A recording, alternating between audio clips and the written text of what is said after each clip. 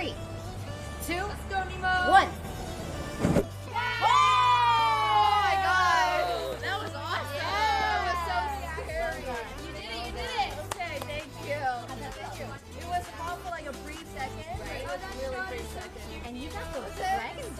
Okay, thank you so much. What do you get when you jingle Santa's balls? Jingle balls, obviously. A white Christmas. I don't get it. Okay.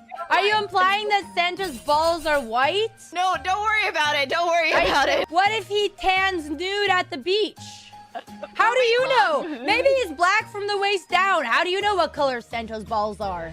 Oh my god. Okay, don't worry about it. Let's go play our London only Why match. you should never tell me a dirty joke. I don't like, you know, it's 2023. We shouldn't imply what color Santa's balls are. Oh, yeah, Okay. that's what we were, yeah. Is that not the joke? I'm might get that 21 one. years old. I want to get the joke. Can you tell me the joke, please? What's a chess player's favorite TV show? What? Pawn Stars. I didn't write these, okay? Oh god. Oh god. How do you make a chessboard laugh? Check. How? Tell it a nightmare joke. Why did the chess player go to jail? It's really bad. It's really, really bad, okay? Yeah, that's why I gave up on guessing it. Because they can't control their pawn addiction. It does not even make sense. How did the chess player propose To their partner. on a castle? No. They got down on one knee and said, "Will you be my mate?" Uh-huh. I don't think it would work. Yeah, you think chess players are getting girlfriends? Okay. We can skip that one. Yeah. What I have in my hands here Yep. are just some little baby noodles. So Don't scare the snake. these are month-old reticulated pythons. Let's go ahead and bring them. Yeah, I can hold it. You're welcome to just support their Just need a body. second. Support their bodies. Yes. You can show them to stream. Hello. We Wow, love they've got long snakies. Okay, I'm not gonna lie. Kind of feels like it's choking me. Oh, she's not holding and anything. Okay, this is. She's not That's just her trying body to. weight on That's just. She's just this heavy. That's Okay, good. great. My baby I feel like I'm getting choked. Oh my god, Nemo, you are actually fearless. Alright, now I can go onto this side. Can I tap out? Oh my god. No, it's okay. Nemo, I got it. holy moly. Oh my god. So lean forward. Oh my god. This is insane. Happy 420. Do you know what 420 is? 420? Yeah. No. You don't know what 420 stands for? No, I don't. Oh my god, chat.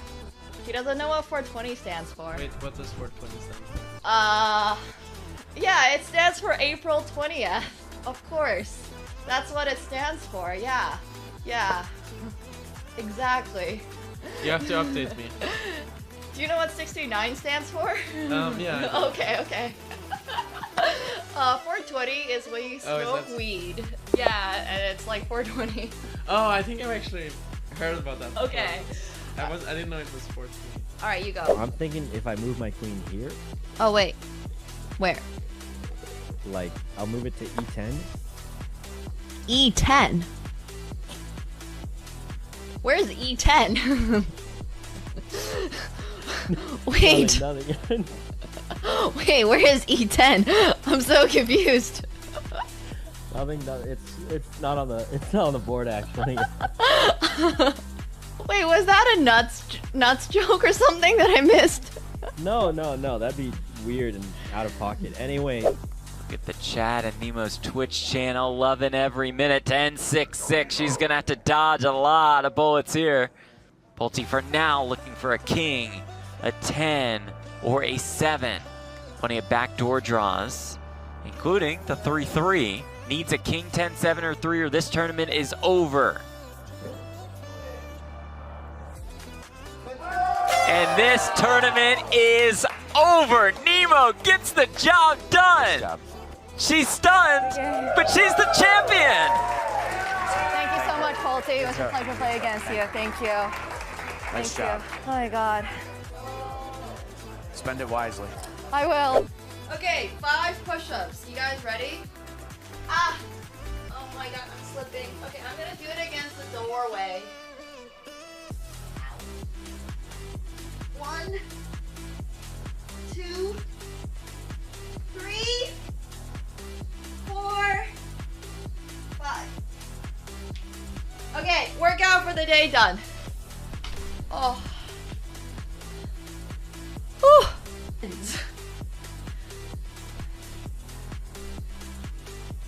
Like, I truly don't understand.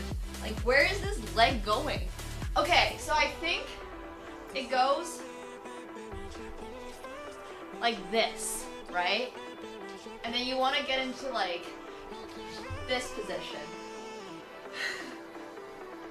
Like, I think that's what we're trying to... Ta-da! See? My little fist? It fits perfectly. Proof that I punched it.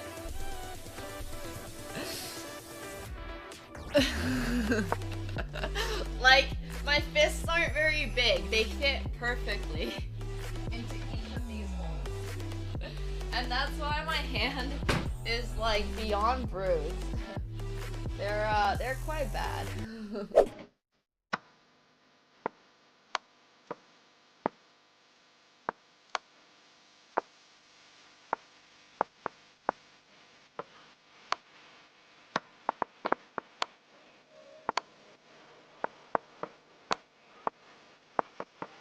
Oh shit, I should play this. Fudge. Wait, I checkmated? Wow, I'm a genius! All planned! Oh, who know who this is? Your girlfriend? Vertosh's girlfriend? Wait, actually, I was fully joking!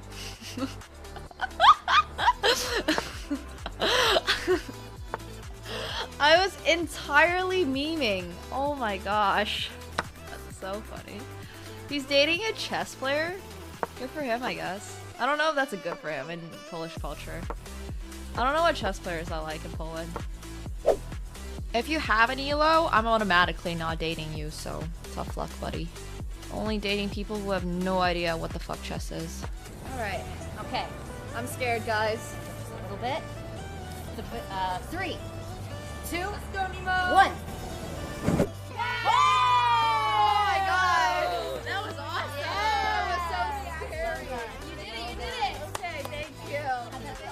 It was hot for like a brief second. Right. It was really brief second. And you got the dragon scratch. Okay, thank you so much. What do you get when you jingle Santa's balls? Jingle balls, obviously. A white Christmas. I don't get it. Okay. Are you implying that Santa's balls are white? No, don't worry about it. Don't worry about it. What if he tans nude at the beach? How do you know? Maybe he's black from the waist down. How do you know what color Santa's balls are? Oh my god. Okay, don't worry about it. Let's go play our London only match. You should never tell me a dirty joke. I don't like, you know, it's 2023. We shouldn't imply what color Santa's balls are. Oh, yeah, Okay. that's what we were, yeah. Is that not the joke? I'm might get that 21 one. years old. I want to get the joke. Can you tell me the joke, please? What's a chess player's favorite TV show? What? Pawn Stars. I didn't write these, okay? Oh god. Oh god. How do you make a chessboard laugh? Check. How? Tell it a nightmare joke. Why did the chess player go to jail? It's really bad. It's really, really bad, okay? Yeah, that's why I gave up on guessing it. Because they can't control their pawn addiction. It does not even make sense. Alright, hello everyone. Hope you guys are all able to hear me. Hello. We got Katsko in the back today. But yeah, so hope you guys had, well, for me it was basically like a little bit of a weekend. But I am coming off of a really bad panic attack, so excuse my appearance. I have not done my makeup just yet, so we're gonna actually do a really, really quick Star Wars inspired makeup look, which basically just means we're gonna go for the full Sith look because Sith is honestly super fun. But yeah, anyways, I hope you guys are all doing well. I am a little bit congested. My voice is still shaking a little bit. I'm sorry. But sometimes that is life. So, it's okay. I would love to be able to do Darth Maul makeup, but it requires so much paint. And, like, you need to put on the little spikes on his head. Otherwise, it's not really going to look... yeah, we'll just tell people it's allergies, no problem. Honestly, my eyes have been super itchy because of the allergies, so it could be either one. Thank you so much, Lion, for the gifted sub. I appreciate that. Thank you. And thank you so much, Ulan, for the 60 months. I really appreciate it. Thank you, thank you, thank you. I paused for a second. I was like, wait a minute. This is coffee, right? It's so dark. I wanted to use my Star Wars mug, but you literally can't even tell what is inside. Can I do Grogu? I don't know. Grogu makeup. What is Grogu? Oh, Grogu is the little green guy. No, I don't even have like a palette. Here, we'll just look up a Star Wars makeup. Star Wars inspired makeup look. Oh my gosh, you know who we should go for? Oh, I should have totally done it. I should have totally gone for, what's her face? Padme. Padme has a very specific look. But no, what I was going to go for today is just something that's a little Star Wars inspired because, honestly, like, there's so many different looks out there. We could go for a little galaxy. We could go for, this is what I was thinking of. There's a very, very, very specific, like, Padme Amidala look that I would have loved to do on a different day, but my outfit today is not very conducive for it. Whenever I do Star Wars inspired looks, I feel like I always go for Sith. Like, I'm permanently just going for Sith. But one of these days, I agree, we gotta go on the light side one day. So we gotta do Padme. But I was thinking something like this. Do you guys know who Ventress is? So for those of you who might not be super familiar with, like, Ventress, I think she's actually back. She might be back, but she has, like, she was such an icon. Whoa, she's back with hair? Oh my god, who gave her hair? She was bald for as long as I remember. So Ventress is from the Clone Wars, which is one of the absolute best animated shows out there, and also just one of the best Star Wars IP out there. Obviously, we're not gonna go bald, and I can't really do that. But also, on that note, on the Star Wars note, I wanted everybody to, oh my gosh, what is happening with my mouse? Hello? As a reminder to everyone, make sure you are checking out Displayed, because Displayed is awesome, and they are sponsoring today's stream, and we have beautiful displays right up there next to Mr. Kitty Cat. Thank you so much, Smashing Eye, for the 48 months. I really appreciate that. Thank you. Oh my god, I could totally use a bald cap. You're right. Yeah, I saw the Schwan Wan Trident, one of the events at Trident, obviously, but oh my god, that's so crazy. It's actually so crazy. So yeah, we have a lot of great stuff today. But yes, the displays do indeed look awesome, but I wanted you guys to really, really, really take in. So one of the things that I've been watching recently is actually Andor Season 2. I've been watching Andor Season 2. It's honestly not as good as I thought it would be, so it's alright. But I was like literally waiting for, oh, sorry buddy, Catsko looks so shook. Catsko's like, what is moving around my house? But yeah, if you guys have not yet checked out Display, oh my gosh, as you can tell, they are metal posters. This one's actually a little slippery. This is matte. This is a matte poster, and they're really, really cool. They are beautifully colored, and they don't fade. You can't tear them because they're metal, like I said, so it's perfect for clumsy people like me. And it's perfect if you have a cat, because then your cat can't destroy it either. Yeah, matte and gloss really do make a big difference. I have this matte one over here. Sorry, but oh my gosh. might have bent this one a little bit when I was picking it up. Oops. We'll try to not do that. Whoa, what did I just do? Buddy, did you feel that? Did you feel that shake? He looks so shooketh. It is magneted to the wall, which is why you are able to swap them around. So, for example, you can also frustrate your cat with the display. I have the super glossy, this is Textra, so it's super glossy over here on the Jinx, and then it's matte on the other spots.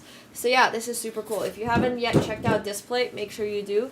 They are absolutely fantastic. I guess you could say it matters which one you get. Yeah, so this one is really like, I know I changed it from Jinx because we have Star Wars going on today, so I can change it back when we're not doing the Star Wars stuff, but I honestly feel like I'm trying to do Star Wars Sundays, but then Star Wars Sundays doesn't always work out because, for example, this Sunday I'm not even going to be here.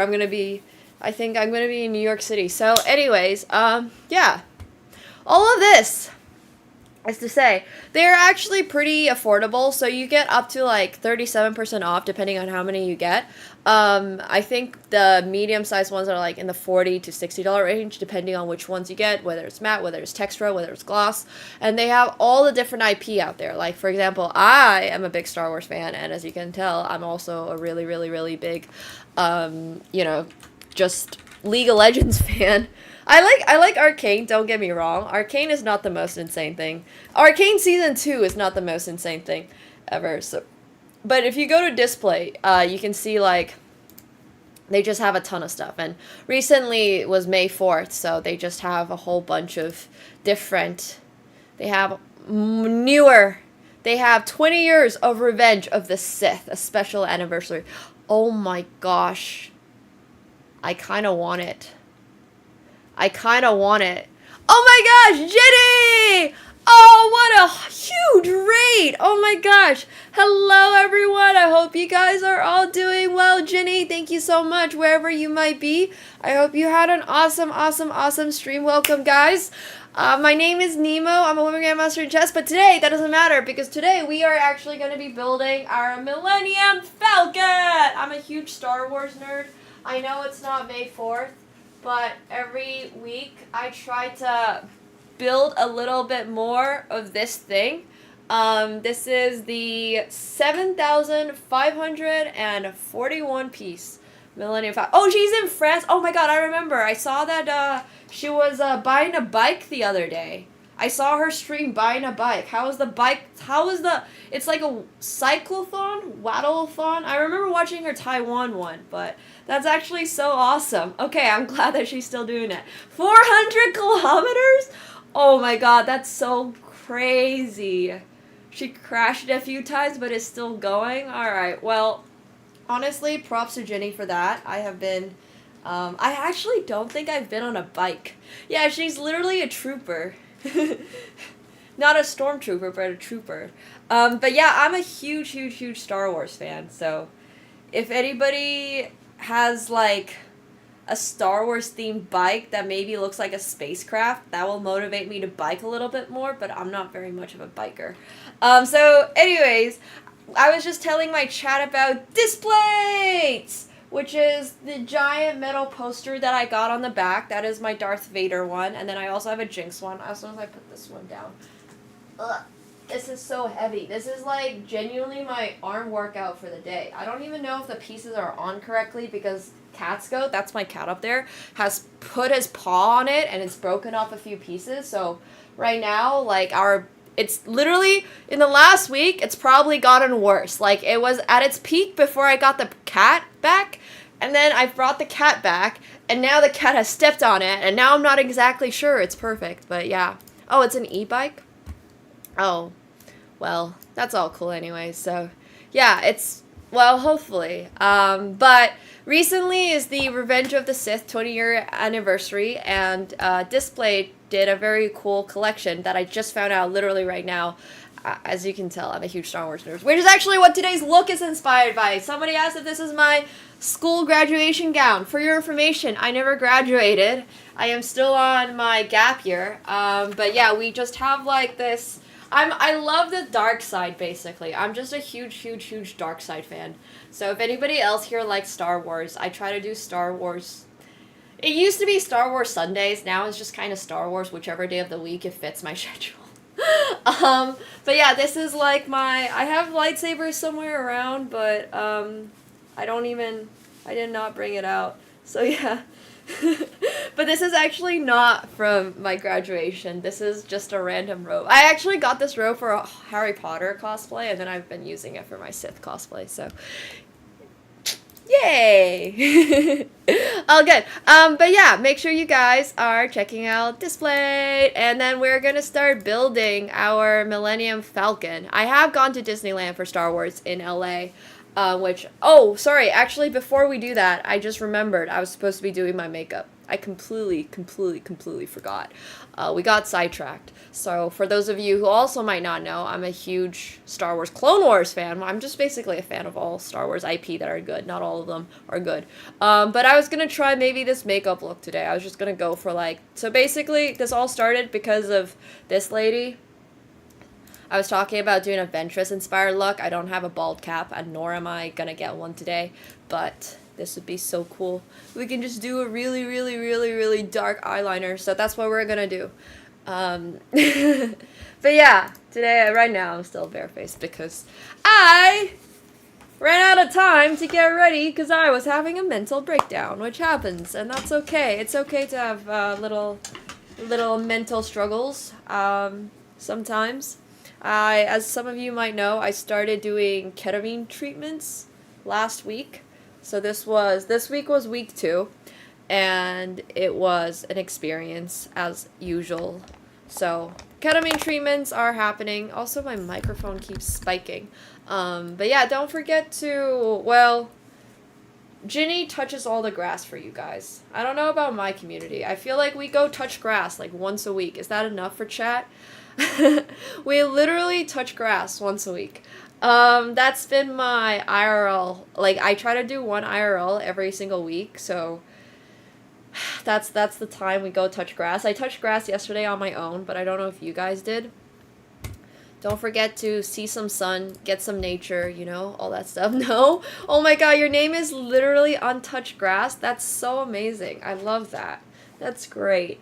Yeah, okay, we had an unexpected IRL stream on Monday because my psychotherapist who does my ketamine therapies actually canceled on me. Well, she didn't cancel on me. She was sick the day before, so she just didn't want to get anyone sick, and she was still recovering, so that's why we actually had oh my gosh, Hema! Thank you so much for the 5 gifted Subaruskis! I appreciate that so much. Guys, if you got a gifted sub from Hema, please make sure you're thanking them. I really appreciate it. Yo, that's so kind of you. So, hey, DPR Momo, thanks so much for the 26 months. Appreciate that. Welcome. If you guys have questions about the ketamine therapy, feel free to ask. I really appreciate how it's not like a taboo topic or anything anymore, which is so great. I was reading up very briefly about the war against psychedelics back in I guess the 70s. Apparently Richard Nixon or someone around that era was really anti-psychedelics and stuff like that. But it's really great that the scientific community has kind of made a comeback with it and a pushback being hey guys, there's actual benefits of this. So, hey Opdad, thanks so much for the Prime. Welcome back to your 3rd month. Thank you so much. I really appreciate it. Anyways, all of this is to say that nowadays, I really appreciate them having, I don't think it's necessarily I don't know what exactly legal requirements are for it, but I really appreciate that more and more places are starting to allow people to do ketamine therapy, at least, which is great. So I actually do it intranasally, so the ketamine, when you have those nasal sprays for allergies and stuff, it's the worst. It tastes terrible when it goes through the back of my throat, and I also just straight up feel like I'm drowning when I'm taking it. It's not a great sensation, honestly. That's how I take mine. I can take it through the tablet too, but then it takes 15 minutes to figure out if it's gonna work. So I'm kind of if you know me, I don't like waiting. So yeah. The second session was Better, yes. Well, better in a very interesting way. Hey, Caspian, thank you so much for another 5. I really appreciate that. Thank you. Thank you, thank you. So yeah, I take it for my own depression, and I'm honestly not the most mentally stable person, so part of it is also for, like, I get panic attacks, kind of like I mentioned. I get... Yeah, you did it intravenously? Oh, that's crazy.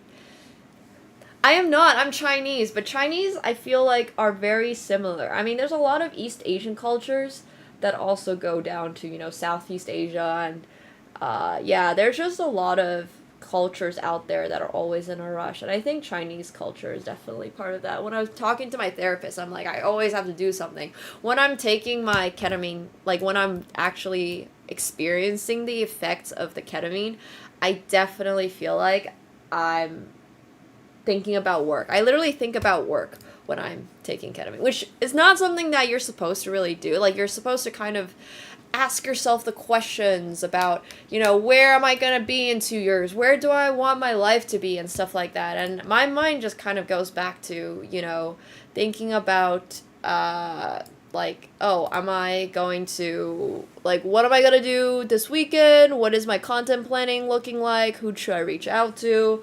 Like, I need to take this call and something like that.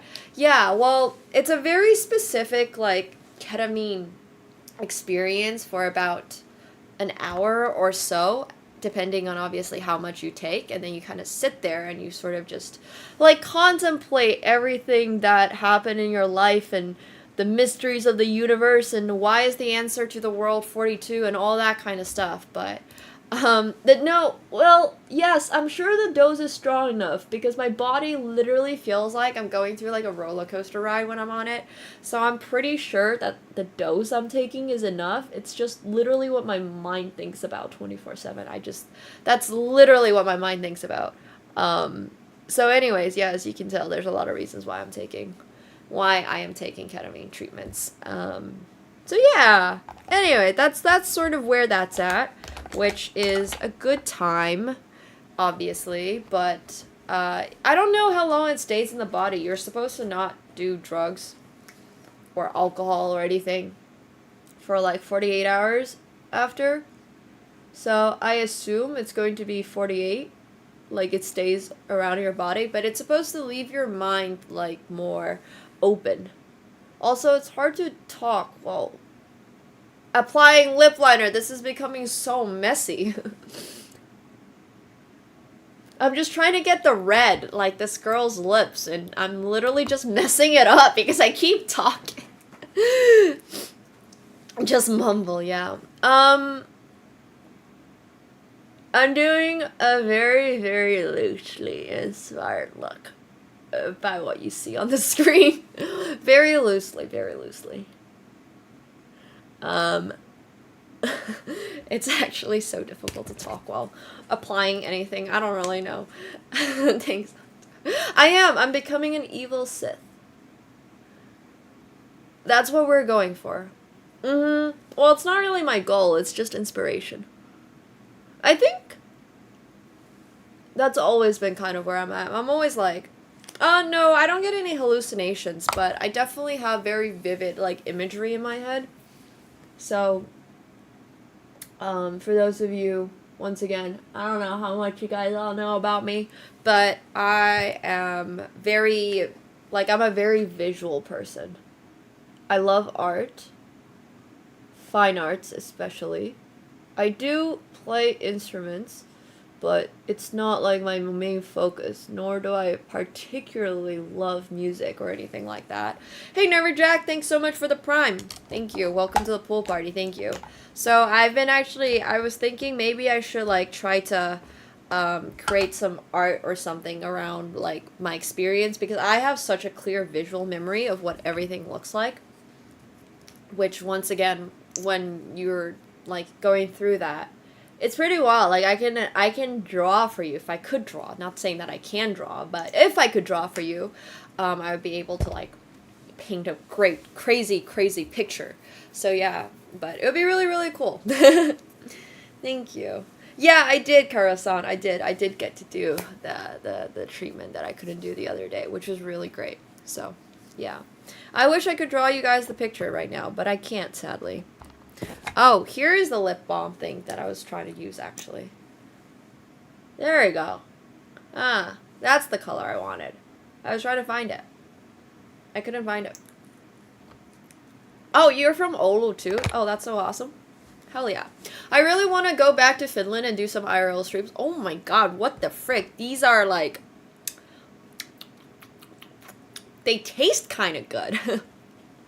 They're like a little spicy because I think they're like lip plumbing or something.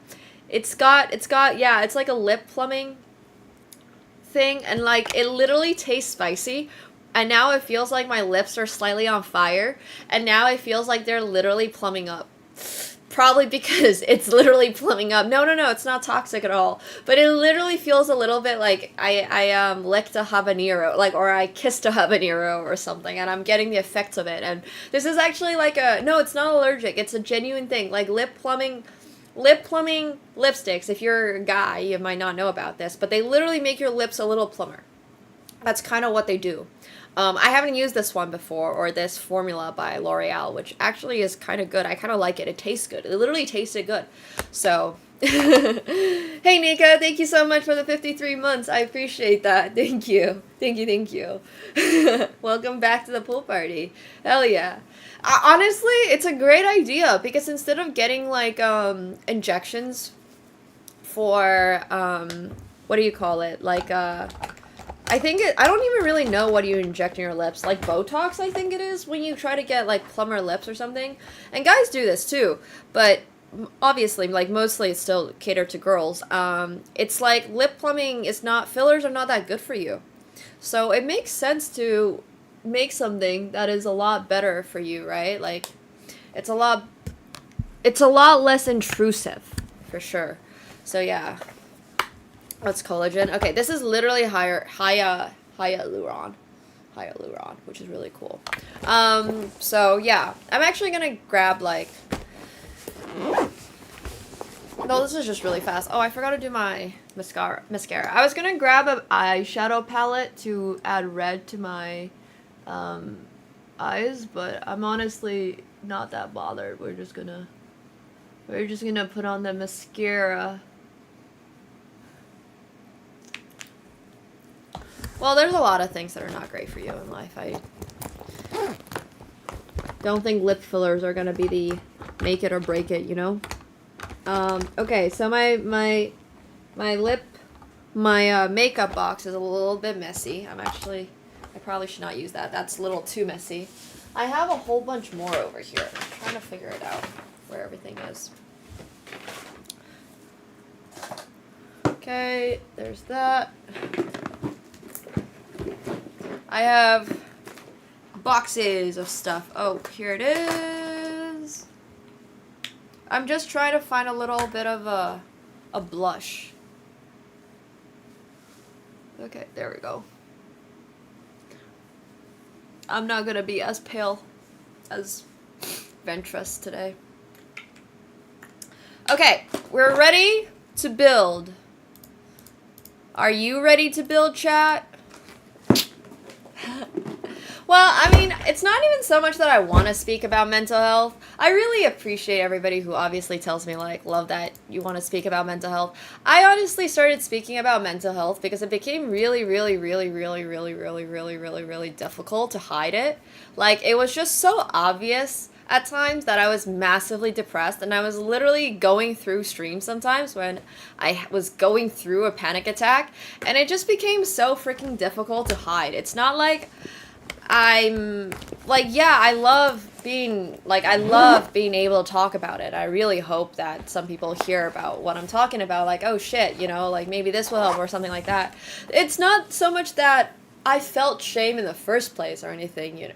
It was just much more like, oh, well, this would make my life a lot easier if I could just talk about it. Because literally, like, it's just happening, you know? Like, if I just can't talk about it, it's kind of difficult to explain sometimes why, like, I go through a chess event or something and I'm just like so freaking depressed and I just don't want to talk and I don't want to play or something like that. And I'm just like, you know, it's so difficult hiding that. So I just realized it's just so much easier if I explain to everybody like, hey, what's up? Like, I don't have makeup on because I had a panic attack, or like, hey, yeah, no, this game went absolutely freaking terrible. I mean, just look at it yourself, you know, just things like that. So, yeah, I hope you guys all just try to take care of your own mental, however it is. So, hopefully, for sure, hopefully. But yeah, thank you guys. I really appreciate it. We are going to be building our Millennium Falcon. I do think that it is quite... Oh! My phone fell on the ground. I need to set this back up. I literally had it like... That was not a fart, guys. That was my boots. My fake latex boots. Also, I'm using another disc plate for it... for the stand over here, which reminds me, if you guys have not yet checked out Displate, it was literally, look, these, when they rub against each other, that's the sound they make. That's literally the sound it makes. Katsko is not gonna like it when I start building the Millennium Falcon, but we don't care what Katsko likes.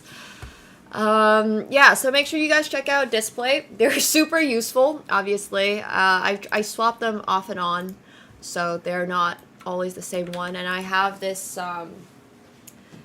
Jinx one over here for all the people who came in late, maybe, and you didn't see it. But this one is my favorite Display, probably because of the textures. This is the texture version. And then the one over there is the matte one, and I believe that one is the gloss one. So yeah, they're really, really, really cool. I'm also a huge Arcane... Well, I'm a huge League of Legends fan. I'm less of an Arcane-specific fan, mostly because of how Season 2 went. But it is still really, really cool. Yeah, the colors on the Jinx one are freaking beautiful. But the one on that one is also really beautiful. I love that shade of red. It actually kind of matches, you know? Like my look for today. The lipsticks is just so bright. It's just so bright. Well... I know people say that the League community can be toxic, but trust me, it ain't that toxic. It really is not. I don't know what to tell you guys. Like, it's just not that serious, you know? Like, I don't know how... You just can't take what they say seriously.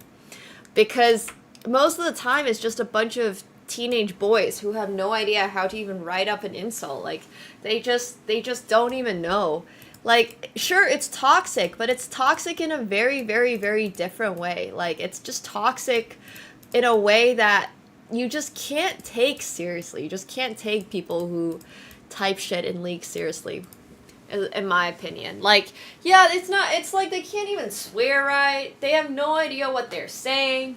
They have no idea about anything. It's just like, I don't think it's that big of a deal. So, anyways, that's my opinion about League. But we are going to move the Millennium Falcon up. I found box number 8. Yeah, exactly. That's what I'm saying, Avalon. Like, people who tell you to off yourself in League of Legends, like, bro, those guys have no idea what's going on. You just gotta ignore everyone. If it helps you, just mute them. But I just laugh at the messages sometimes, so... I think it's, like, really... It's really, really, really just not that bad. There's way worse out there, in my humble opinion, as far as toxicity goes. They're not that serious about their toxicity. Oh my gosh. The Millennium Falcon had a little crash landing up here. I think I might have knocked this back part loose. It's really, really difficult keeping it all in one. Oh, jeez. Okay. Alright, I'm gonna stop toying with it. Every time I hear a crack, I just get concerned. Okay, there's like crack over here. Alright, see? This is what I'm talking about. Every single time that I try to like build this, it just breaks a little bit more. Which is honestly so frustrating. I'm pretty clumsy, but also the Millennium Falcon is just extremely dainty. So right now what happened is over here, you can kind of see it. This bottom part has fallen off from this. So now I gotta put it back. Okay, well that wasn't that bad. But like every time I move it or shift it or try to do something with it, it just makes a very suspicious sound. And I'm trying really hard to actually maybe not move it. I also have to move this a little bit over here so you guys can see the table that I'll be working off of. Okay. It's just a little broken, it's true. But sometimes, we just try to not make it worse, basically is what I'm saying. I'm not going to any restaurants in New York over. I'm just gonna go to my camp thing. My modeling camp, and that's gonna be it! I won't have time. So yeah. Thanks, Gestum. I'm glad to hear that. So we are on bag numero 8. As I flip through this gigantic booklet to try to figure out where the heck that might be, I feel like I have lost already certain parts of my Millennium Falcon build. By the time it's going to be completed, I don't even know what's going to look like.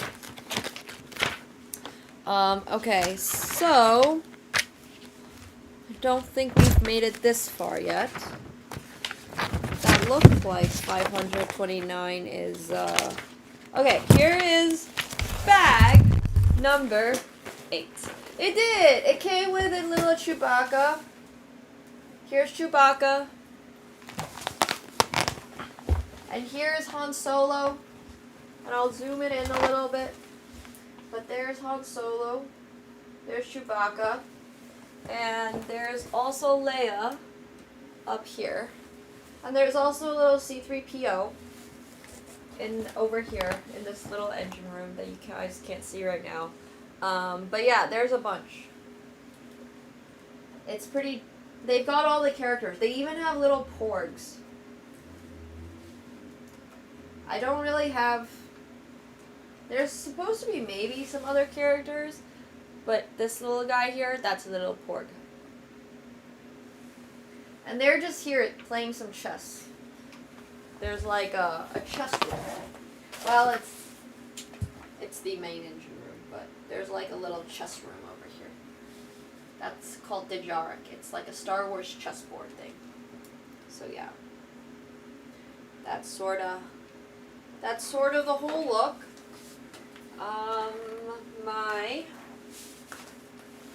This is still not quite over the top of this. Okay, that's a little bit better. Alright. It's not the most in frame, but I don't have a place to display it after I finish. So, we're gonna just have to figure that out. Once it's done, we'll see where everything's supposed to go. Wait, is it inside out? Oh my god, it's inside out! You're right. Wait, who pointed that out? I didn't even notice. I literally did not notice. It's literally just all black. How did you even see it? Like, I can't even see. It literally looks exactly the same both ways. How could you tell? No, I swear. It literally is just like a black cloak. Like, it literally just now looks exactly the same. Man, somebody has really great attention to detail because I did not notice. Nerds. Yeah, very observant. Oh, the little, like, tag thing? Okay, that's fair. Well, it's supposed to be my Sith. It's my Sith outfit. We'll. Now I just look terrible. I look terrible with hoods and hats, though. One of the things that I really noticed about myself is that I cannot wear a hat. Like, do I have a cap in here? Has to be a very specific type of hat for me to wear for me to not look ridiculous. Okay, let's start on 8. There's one more bag. Yeah, this is Hogwarts and Sith fashion. A toque. I look okay in a beret, like a French beret. A toque is also alright. I guess fedoras would probably be okay. I think it's specifically caps that I look a little ridiculous in. I don't know why. But trust me. I look weird in a cap. Oh, Catsko for sure gets annoyed. He will leave if he gets annoyed, or he will come bother us. He does that sometimes.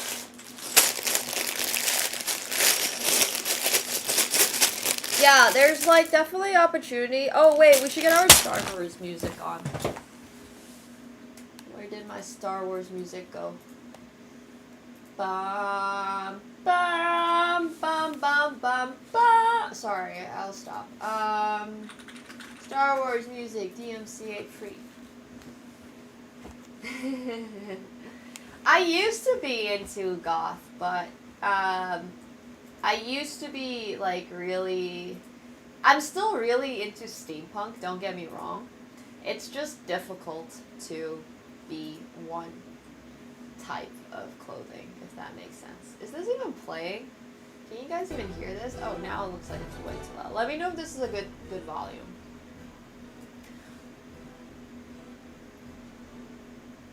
This is, yeah, I always wear dark clothing, but just because I wear dark clothing does not mean that I am goth. That's not quite the same thing. I used to be actually, like, kind of goth, but not anymore. Now I just really like wearing black because, honestly, I spill and I'm super messy. So anytime that I, like, am able to just wear black stuff and then not have to worry about cleaning or anything like that is literally my dream. I am so incredibly messy. And when you wear black, okay, everything matches. You don't have to worry about shades. You don't have to worry about, like, anything. I mean, I know not all blacks are the same, but most of the time, like, you can just wear black. Like, this material doesn't even match the material of my skirt, nor does it match the material of my top, nor does it match this material. And I'm just like, eh. You know? It's all black. It matches. It's fine. Exactly. Yeah. I love colors as well, and sometimes I'll go out of my way to wear some color, but a lot of the time I'm just kind of lazy. I'm not gonna lie. It's much easier to wear black. Like, it takes so little thought. If I'm in a rush going to dinner or something, you know, just throw on a black dress. That's why the little black dress is a good idea. That's why, like, the little black dress for girls has been popular for so long. Literally. Because it's just so simple. You can just style it. I've never gotten a color analysis. If I ever go to Korea, that's where I hear all the good color analysts. All the color analysts are. But finding your color is fascinating. A fascinating concept to me. I'm a little scared about finding my color, because if I find my color, and then what if I don't like it? You know? And then I'm gonna feel pressure to wear that all the time, but I don't like the color. Like, what if I get told brown suits me? I really dislike wearing the color brown. I try really hard to not wear, like, the color brown. Pressure from my mental. You don't understand. If someone tells you that this is going to be the best thing for you, right? But you don't like doing it, are you going to do it? I'm genuinely asking. I'm genuinely asking. I'm super curious. If you get told by someone that, like, you should do this for the rest of your life, it's going to be good for you, but you hate it. Hello, I hope you're feeling okay over there. No? Okay, well, I'm not talking about clothing. I'm not talking about clothing. I'm just talking about, like, in life in general. Isn't that a 9-to-5 job? Alright. I guess. I don't know. Some people like their 9-to-5 jobs. So, yeah. Oh, I'm sorry to hear that. Yeah, I relate to the depression part. Unfortunately. But I have worn brown, yes. I have worn brown. I have one piece of brown clothing that I really like. And I can't find the pants for. But it's actually very similar to, what's her face? Oh my gosh, I'm forgetting her name now. Who's that girl that wore that brown ringmaster with the no pants look? Sabrina Carpenter. It's very close to Sabrina Carpenter's color, which is a bit more of a maroon brown, which is not exactly brown. Hello, Konsu. Hello, hello. Good to see ya. Oh, damn. That's great to hear. I've been doing ketamine therapy, so that's been helpful. I've been trying to stay on a good mindset after it, too. I've been trying to, you know, do the whole nature thing. I've been trying to do the whole not going to engage in stressful activities. So, yeah. I mean, I think brown in general is just a difficult color to style, no? Because, like, it's so... Any skin tone colors, I think, are just kind of difficult for me, personally. I just find skin tones difficult. But, once again, you're allowed to wear whatever you want to wear. Even if it looks bad. I might judge very slightly. You're gonna have a matcha donut? That sounds so good. Can you bring me back one, please? Bring us back one. I definitely had an aesthetic today. I mean, my aesthetic today is very obvious. It's like full-on Darth Vader inspired. So, shout out to Displate once again. Like, I literally will walk in this room. I'll be getting ready for stream. And then I will see my Displate. And I would be like, oh, wait a second. Like, the lipstick color, you know, things like that. I haven't watched the final Andor episode yet. I'm on episode number 8. And I gotta admit, I have not been impressed with this season so far. I'm not gonna spoiler anything for you guys in case you have not watched it yet and you really do want to watch it. I'm sure, like, I think it's okay. Don't get me wrong. So yeah. I think it's a pacing issue too. I agree. I think it's slow. I just think it's slow. And the fun part isn't even that fun. Like, we knew what was happening. Like, everyone predicted it. You know, we saw what was going on. I think I watch shows with maybe too much of a critical mind sometimes. And sometimes shows are just meant to be enjoyed. But I definitely feel like I'm maybe just getting a little too old. So, yeah. I don't know. It's alright. I'm just trying to enjoy my Star Wars, but I gotta admit... Oh no, what fell? It's not the same as watching Star Wars when you were a kid. It's absolutely not the same. So, I still think the visuals in it obviously are amazing and are wonderful.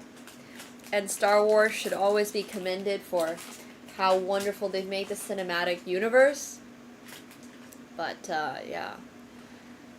You're supposed to enjoy slow and sophisticated, but I don't feel like Andor is slow and sophisticated. I don't feel like it's slow. I mean, I don't feel like it's sophisticated. I do feel like it's slow, but I feel like a lot of it is predictable. Like, we all know what was gonna happen. Like, they set it up for so long, you know? They set up the relationship for so long. They set up...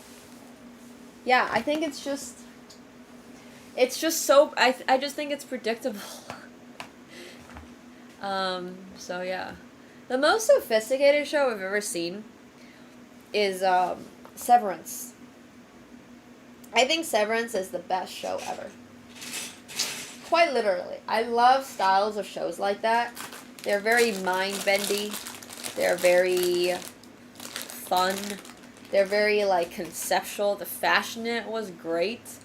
I really, really, really, really like Severance. I think Severance is just a well-written show, literally. Oh, Dark was also pretty sophisticated. I mean, the problem with Dark is that I have a really bad attention span, and it was in German, and I don't understand German very well, so I can't, like, get distracted and then try to go back and watch it. And then by the time that I got distracted and don't know what's happening in the plot anymore, it's already too late. So I think my one grievance with Dark is that, yeah. It's not, like, such a big deal if I watch a Japanese show or something, like an anime, I mean, and it's, like, I miss a little bit of it, it's just not a big deal. But for Dark, you really had to, like, watch every single part, so, yeah. You watched Severance episode 1 and quit. I think Dark, like, really captured my attention for a long time. It just was so complicated. And I'm not very good at following long, complicated shows because, like I mentioned, my attention span's just not fantastic. And, like, I literally just sometimes just don't care. Like, I straight up just don't care about some people, you know? Like, I don't care if the character dies. I don't care if they're in the show at all. I just don't really care that much. I don't feel anything if they... So, I think that was one of my struggles with Dark, was that it got a little too... It got a little too complicated. I just don't care enough about all these characters. It's just... Like, alright, well, you know, I don't even remember who this is. Yeah, like, no, I have zero character attachment. None whatsoever. I've never really had character attachment, and I sure as hell am probably not going to develop character attachment, as in, yeah. I don't really, like, cry or anything. I just don't care that much. Like, it's a fictional show, you know? Like, why do you care? The more death, the better, in my opinion. The more interesting it is. So, yeah. That's my take on modern day shows anyways. Like, you have to get me interested in the show in a different way. If that makes sense. I know caring makes it more entertaining, but I just have zero interest in caring. I just have none. Like, there's very few characters I will feel sad for if they passed. So... Hey, Swift Gaming Toronto, thank you so much. Welcome back. Thank you. Thank you, thank you.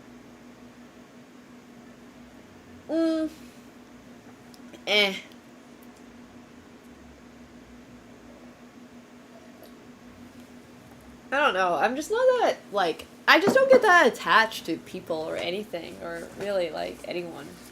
So, yeah. I mean, okay, you know what's a show that recently got me to kind of tear up? Or, sorry, a movie? It was one of Will Smith's early movies, and I believe he used, like, his actual son in it. The Pursuit of Happiness, that got me a little bit. But very, very, very different style of show. That's kind of my point. Like, if it's written in the way that it's going to make it, like, that's the type of show that will get me to tear, sorry, the movie that will get me to tear up. You know, does that make sense? Like, it's not gonna be Men in Black. It's not gonna be Game of Thrones. It's not gonna be, like, John Wick. It's not gonna be... Yeah, it's just like there's some movies that are actually made to be a tearjerker. And let me tell you, Andor Season 2 was not one of those. I'm sorry. Sometimes dogs dying gets me a little bit, but... Oh my gosh, Grave of the Fireflies just made me cry so much. The Green Mile, I should check that out. I've heard good things about that one. There's a couple of, like, movies and stuff that I have heard really good things about that I've always wanted to watch, and I've just never really had the time to. But, yeah. I agree. I think there's a lot of things that will make me tear up randomly, but it's not going to be Game of Thrones, let me tell you that. I'm sorry. Like, it's much more of a... Well, it's not even really a shock factor if, what's-his-face dies. I forgot his name now, but the father for the Starks, whatever his name was. So, but yeah. During Disney Up, I think I cried during Disney Up. Disney makes some really, really good stuff, too. I think... Yeah, you know, I remember Lion King made me tear up. for sure. There's some that definitely make me tear up. So it's not all like I said, it's just time and place, really. Time and place. Like, there's a time and place for it. And some of them will be more of a tearjerker than the other ones. So. Oh, Land Before Time with the dinos. Oh my god, that made me tear up for sure. Absolutely. Yeah, that one. Wait, what's happening here? Did I get the wrong length? No, it's just this long. Okay. Fascinating. Oh, Monster Inc. was oh, Wall-E. Super made me cry. Yeah, that was so sad.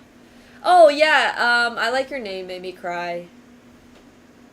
Or, sorry, Your Name. Your Name made me cry. Oh, what is that one anime with the violinist and the pianist? That one anime made me cry. Ugh. That one was such a tearjerker. Holy crap. Your Lie in April made me cry so much.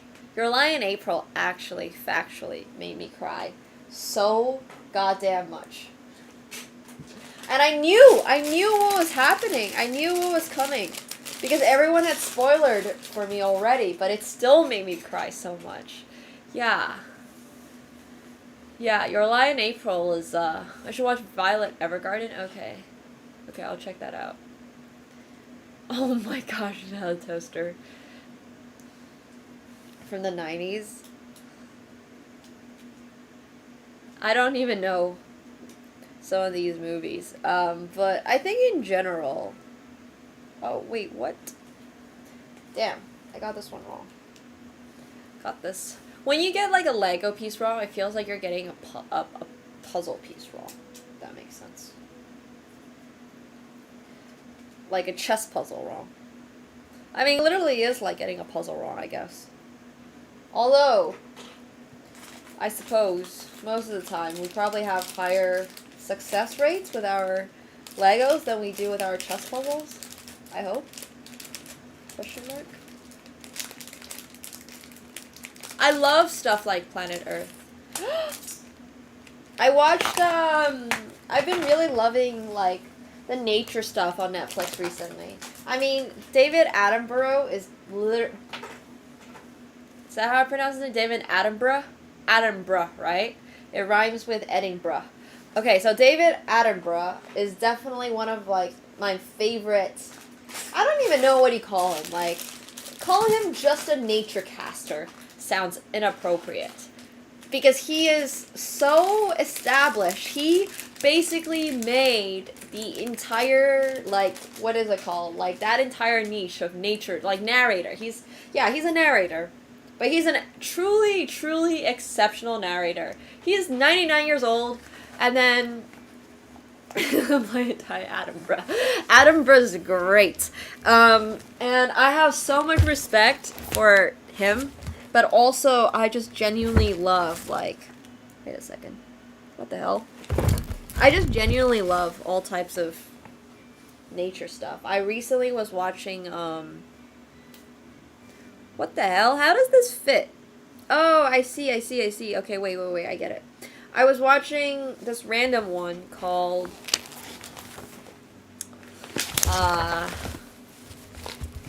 Pangolin on Netflix.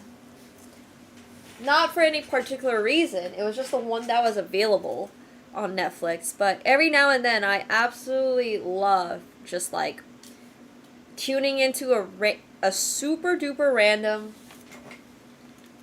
like, show about some animal, some arbitrary animal. Could have been anything. This one was specifically about pangolins.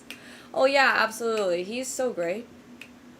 He destroyed the careers of all other nature dog voiceover artists. Think about it. Because everybody just wanted Mr. David Attenborough. I don't blame them. He's just so iconic.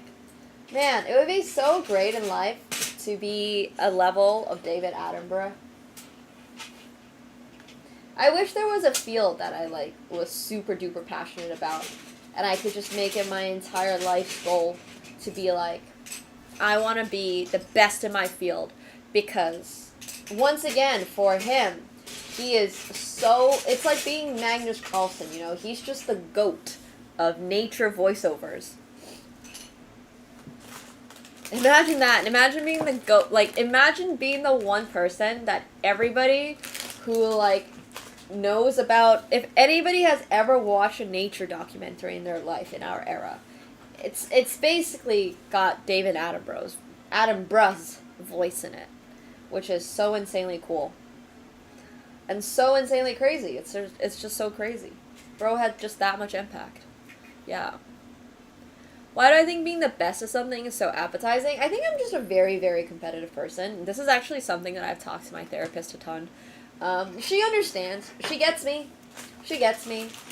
But she actually raised a really interesting point the other day about how, like, okay, well, if you're not going to be able to get to, let's say, whatever this is, then how are you going to deal with it? And I'm like, I'm not sure. Because I think my whole life, I've just always been, like, really, really obsessed with certain things at different points in my life. It's not always the same thing, but I definitely want to be the best at things, even if I don't intrinsically care about X, which is actually how I became such a good chess player. Like, I didn't particularly care that much about the game in itself.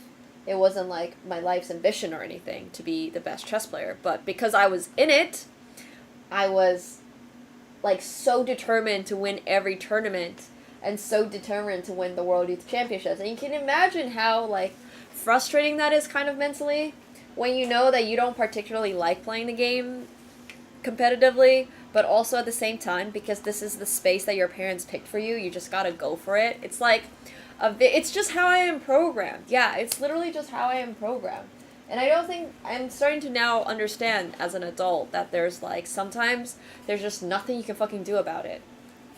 Except, unless you go through like super, super, super deep treatments and be like, okay, you know what, but I don't think it's a bad thing. I don't think that trait is necessarily a bad thing. Like, yes, it makes me really depressed sometimes, and it makes me feel like, okay, well, I'm not doing a good enough job on this, I'm not doing a good enough job on that, and all this stuff, and it's just like, well, sometimes, you know, that's just how you're engineered. So, yeah. Oh my gosh, okay. I think I have to flip it over like it's a pancake. Because... what just fell off? Oh, it's the little... Okay. I have to add something on the back. It is absolutely massive. So, it would appear that, once again, whenever I do something like that, pieces and bits of the falcon start falling off, which is not exactly ideal. Whoa, wait a second. This is not adding up.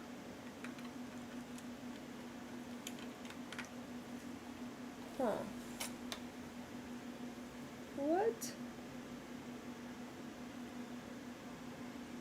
What is happening over here? This is supposed to probably be going on like that. But it's not clicking. Okay, now it is. Okay, so hope nothing falls again.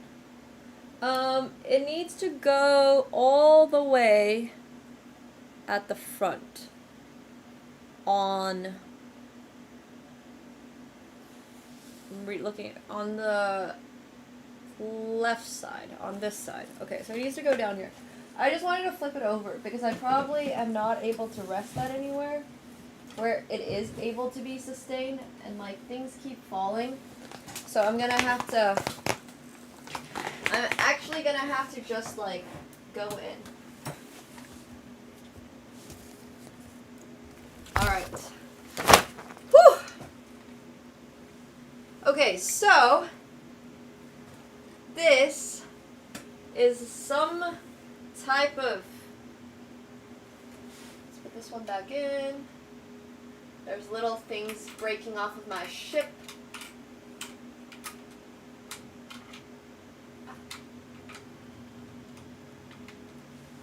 So this goes on over here like that, I believe.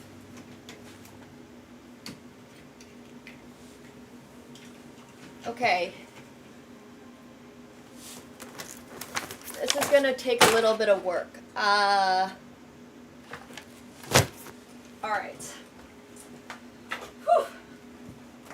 Chat, wish us luck.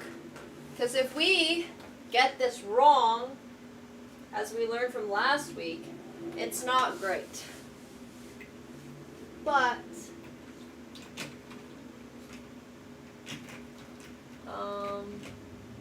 what the hell?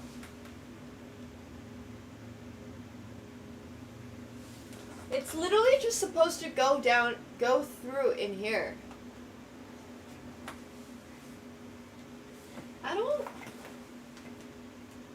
I don't know if I get it. I don't understand.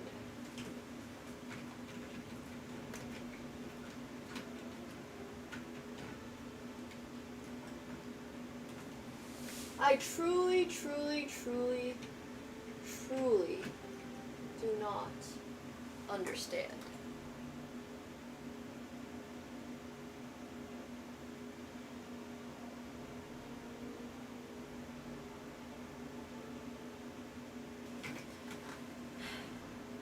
Oh, maybe it goes in. Okay, wait.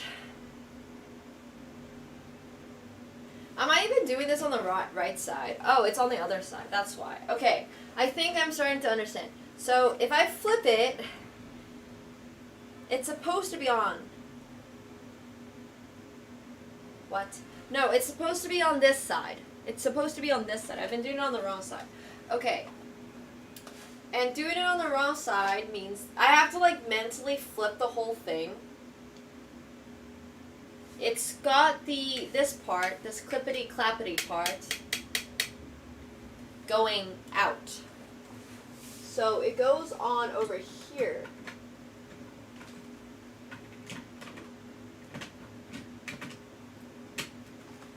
All right. Okay. I feel like I might have accidentally broke something. Okay, I'll show you guys what I'm trying to do. So basically, down there, over here, you have this red thing. And then I'm trying to get it to go in through this hole with one of these prongs. But it's very difficult to see.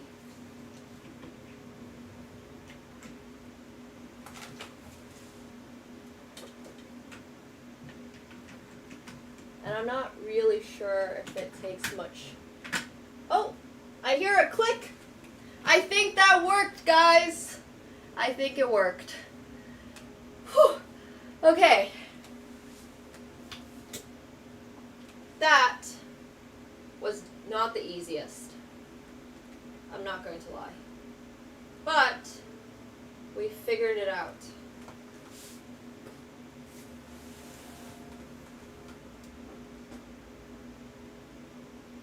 Okay. I think now we gotta build the other half of it. Catsko. Catsko is so cute, for real. Nope. Alright, sounds good. Good afternoon. Good afternoon. Successful pressing of two plastic things together, it's true. Surprising how difficult that could be.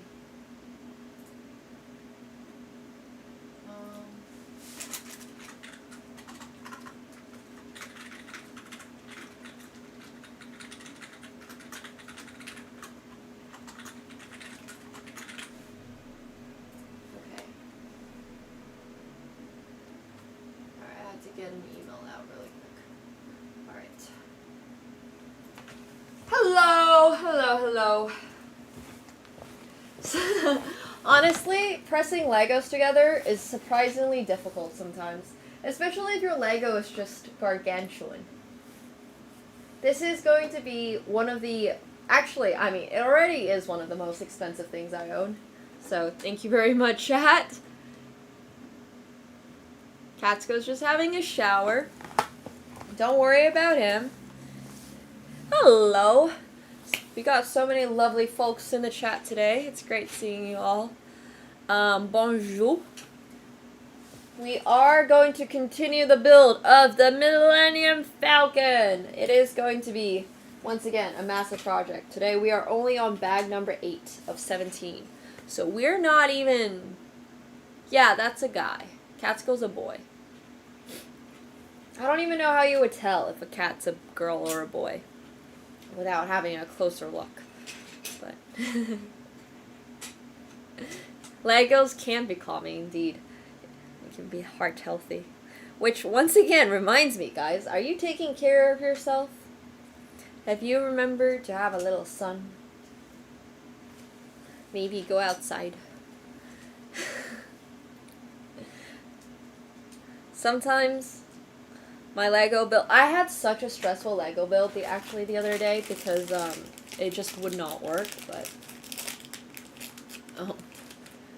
He's pretty white, aren't you, buddy? He's just staring at me right now. You can't see him very well, but nice. Yeah, go for that walk. One of the things that I've been told every single time that I do any type of like treatment that requires testing my blood pressure, I've been told that it's very difficult to find, number one, and it's very low. So, last time that I did it, it took like literally 10 minutes for my nurse to find like a place where she could measure, where she could feel the blood, I guess, or whatever the machine they use is called. And I was like, bro, yeah, why is this so difficult? Wait, what the heck? What did I do wrong? It says here that they're parallel. Or they're all level, but they're not all level. Oh, they are all level. I'm just bad at pressing things in. Blood pressure monitor. Thank you. Thank you. Yes, I am quite small. She did mention that it is more difficult if you're smaller.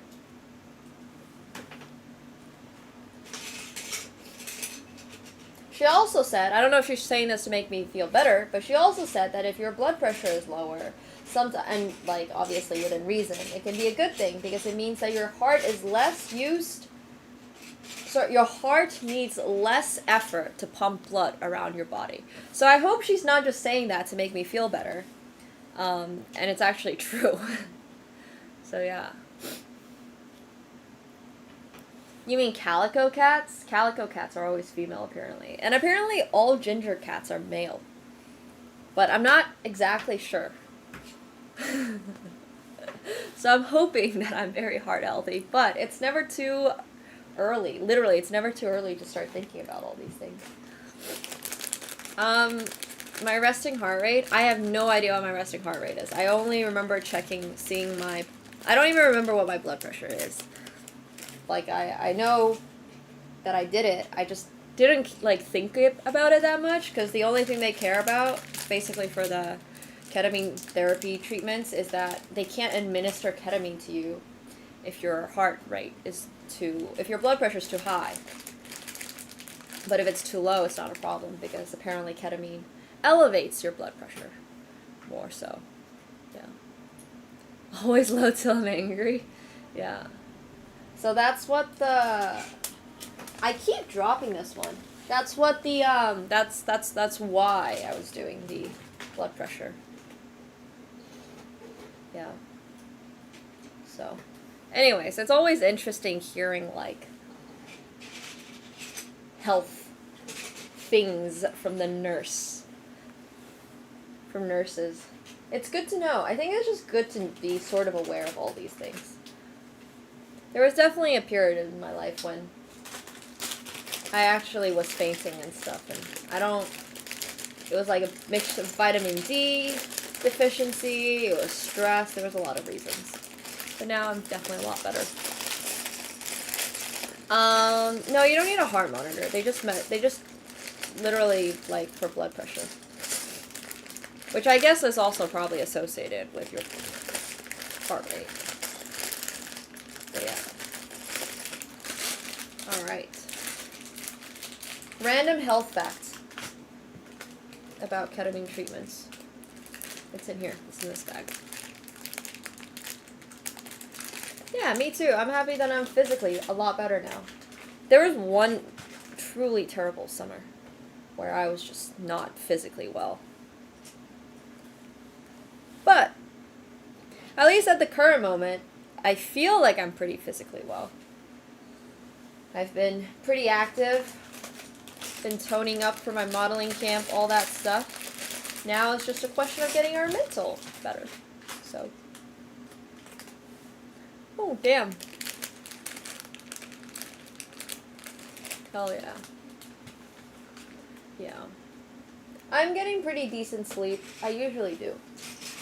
Sleep is always something that I have to prioritize, because if I don't get enough sleep, I'm just really, really, really cranky.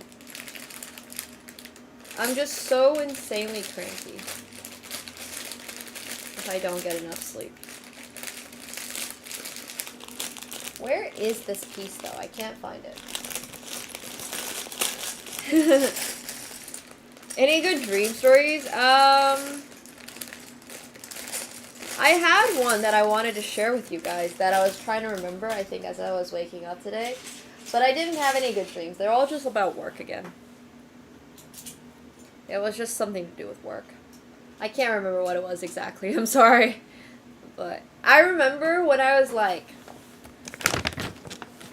Yeah. I don't know. I think I'm trying to let go of some of the less fun work dreams. Wait, what? Where does this go? Okay, this goes on the back again. Man, I wish they would stop asking me to flip over the Millennium Falcon. It's so difficult to do this part. Doing this part is straight up, like, so complicated, because I gotta go all the way back here. Alright, I'm just gonna put this on the table for now. And then, oops, I sat on my display. Okay, and then this needs to go, like, all the way back over here. I'm not exactly sure.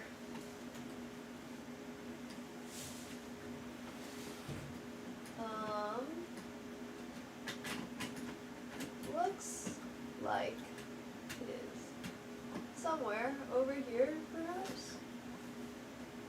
Wait a minute.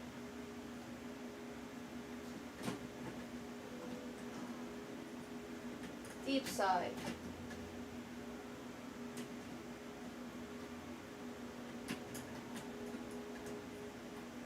Alright, I think it's gonna go in. I just want to hear a click. Okay. Hopefully? Maybe?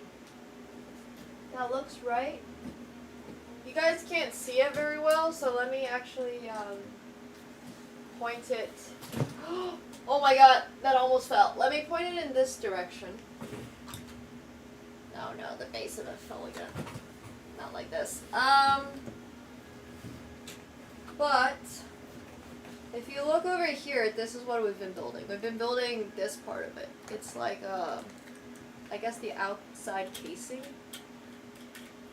There's like a little gun here that fell out that I'm gonna push back in and slide the closing door for. And then this bottom part keeps falling off.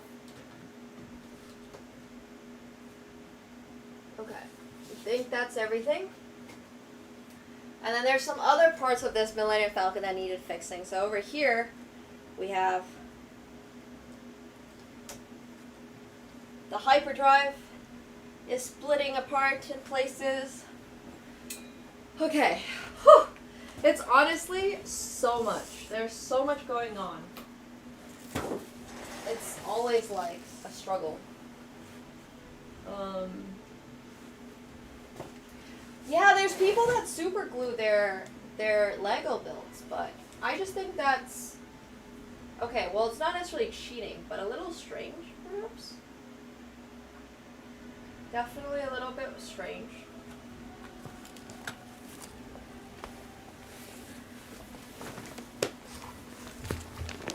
I miss Californian weather.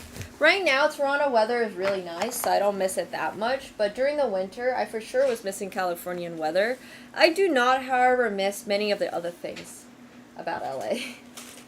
I gotta admit, Toronto feels pretty safe. Things are more affordable, you know. The food's pretty good.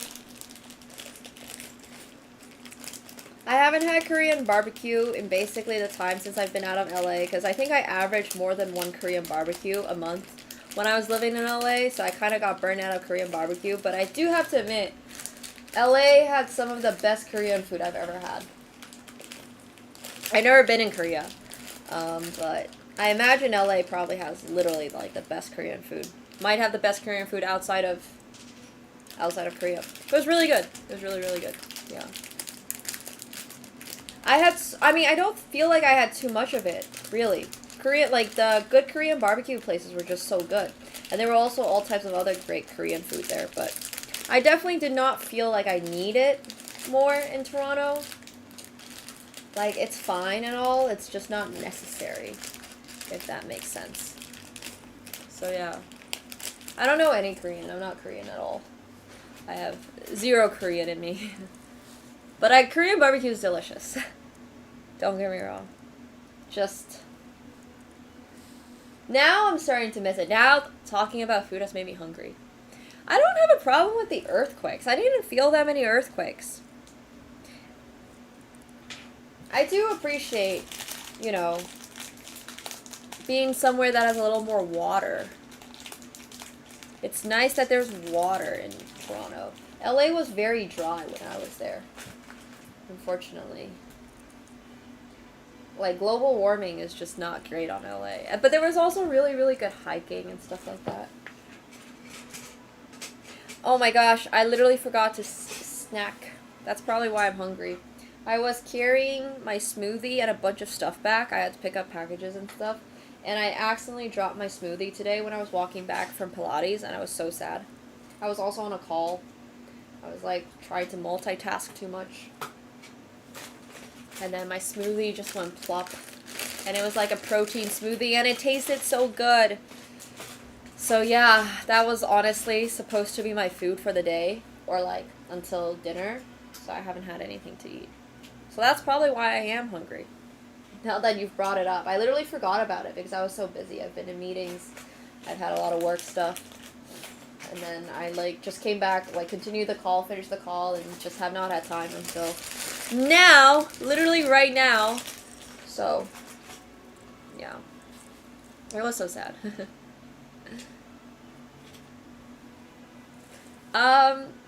The smoothie was actually only, I think, $8 Canadian after tax, which was pretty good. Maybe a little more. Maybe 9. It was a protein smoothie. I do not have my outfits ready, but I did actually make my website. Oh my god, do you guys want to see my modeling portfolio website? It's so scuffed. I'm gonna hire someone, obviously, to improve on it. But I did make the website. I got, what do you call it? Like a domain. It's really, really, really basic, but this is what I was doing as my non-work, because my therapist told me that I should find things that I like to do that's not work. So I don't feel like this is that much work. I kind of always loved graphic design and stuff like that. So this is really, really basic, obviously. It's not insane or anything. And I'm trying to, like, if you don't have it on full screen, you can't even see the text. So there's a lot of things that I need to, like, figure out about it. But basically, you can go to portfolio, and then I have all my, like, I'm still adding pictures onto it. But for example, if you click, you can just scroll through all of my portfolio. It's really mid-90s, yeah, but that's because I'm not very good at, like, coding or anything like that. So this is just a very basic, like, 2-hour project. From literally setting up the domain to uploading the pictures, finding them on my phone. It probably took like 2.5 hours or something. So it's like very, very basic. It's very like but then it's got categories, and I'm still in the middle of like uploading pictures and stuff. So yeah, it's just this. There's just some, I'm trying to like split it up by categories and all that stuff, and then I added a little tab for my like projects like model versus chess. And then I added another tab for my art that I've painted before. And then I'm probably going to have something around here that's going to be like designs, like my fashion designs, which is going to come up. So I'm just getting all of the pictures on here first, because then it's going to be a lot easier to it's going to be a lot easier for me to give it to somebody to format once at least all the content is on it, because the hard part would be difficult to explain to like somebody who's designed the website. Like, no, that's not a lifestyle photo shoot. That's actually a chess photo shoot. Or like, that's not a fashion piece. That's a lot. Like, it's much easier if I just do the portfolio for myself and then let someone make all the stuff pretty. So yeah, anyways, this is just what it kind of looks like right now. It's a very rough draft, but I didn't spend that much time on it. It's just AkaNemsko.ca. Yeah, I like doing stuff like this. I really do. But like I said, it doesn't work very well on mobile. And like the text is not fitting, so I think these needs to be moved down. But then there's like basic links. I don't even know if this works. I'd be surprised if this email chain works. This works. These like, what do you call, like footer links works. I don't even know what's on Nemo.com. Whoa, jeez. All right, guess we're not going there. Damn. So yeah, exactly. Like, I just want to populate it with content first. That's kind of what it looks like at the current moment. So, I don't do art by requests at the moment. I don't know. I am not clicking on it, but it's just AkaNemsko.ca. Because apparently AkaNemsko.com was taken by whoever. Yeah, it's all Impressionism. It's Van Gogh, it's Monet, it's all that stuff. At least it's not Comic Sans. But I literally just needed to create a portfolio for my modeling camp this upcoming week. And then I just was like, okay, this is what I'm going to do. And when I hyper-fixate on something, I just really want to get it done. So I've been talking about hiring someone to do it for so long, but then I realized that hiring someone to do it and explaining the concept to them would probably literally take longer than me just doing it myself. Which I realize is also a character flaw. Like, it's definitely also. If I have trademark AkaNemsko, oh, interesting. Damn. Yeah, so I used Wix. I used a website called Wix to do it. So yeah. It wasn't particularly difficult or anything.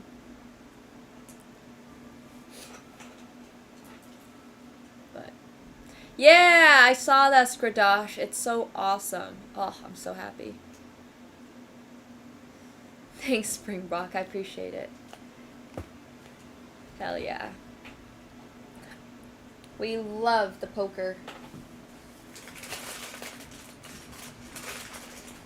Yeah, Wix was super convenient.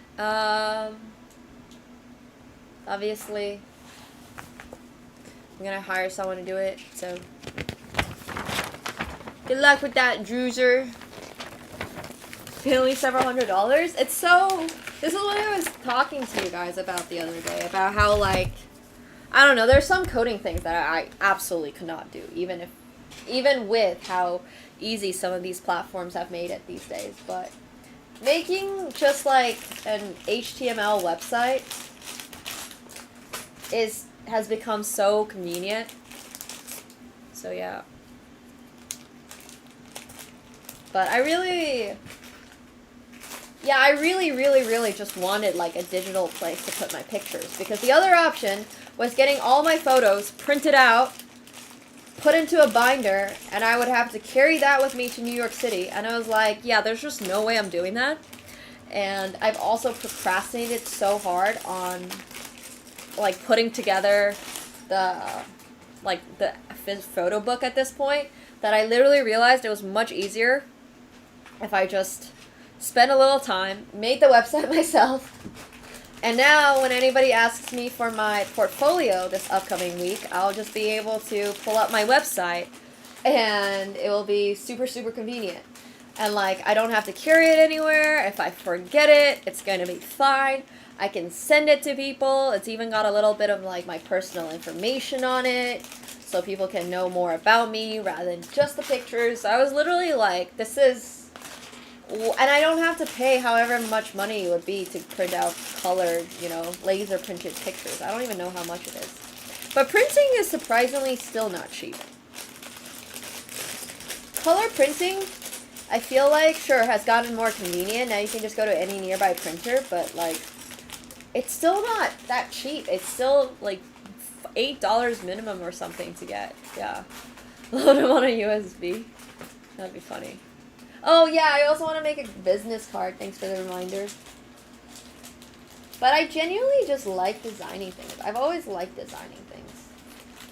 That's one of the things that I always get told, like, oh, you should hire someone to redo your stream, like, overlays and all that. And I've literally done basically everything myself because I like doing it. That was kind of like the whole fun of starting stream for me, was like being able to do my own overlays and make my own little chat boxes and customize it and figure out what it would look like. I find that stuff a lot of fun.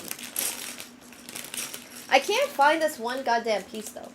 This is bothering me. I probably should pour it out. 3D printing is something that my aunt does really well.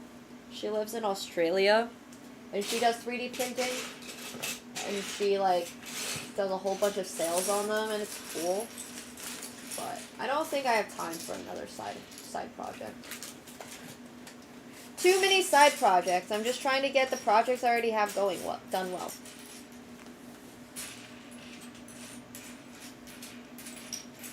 Okay, it's not in here. I'm trying to find literally just another piece that looks like this. Well, this one is a lot darker gray, which is kind of weird. Oh, here they are. Okay, cool. Yeah. I have way too many side quests at the moment. I just want to focus on doing a good job on the current quests. Gotta stop signing up for more. Unless it's, you know, really exciting or worth it or something. There's always a time for another quest. Wait, I forgot a piece over here. One sec. I think I literally forgot to put a yellow piece over here. Yeah, I did. Okay. It's what felt like it was missing. Thank you so much, Shintiki, for the prime. Welcome to the pool party. Thank you, thank you. Apparently the world record for finishing the Millennium Falcon is 7 hours and like 30 minutes or something. We are nowhere close to that, nor shall we be. Nor are we going to try to hit that. 7 hours, 36 minutes, allegedly. Allegedly. Alright, so this, and over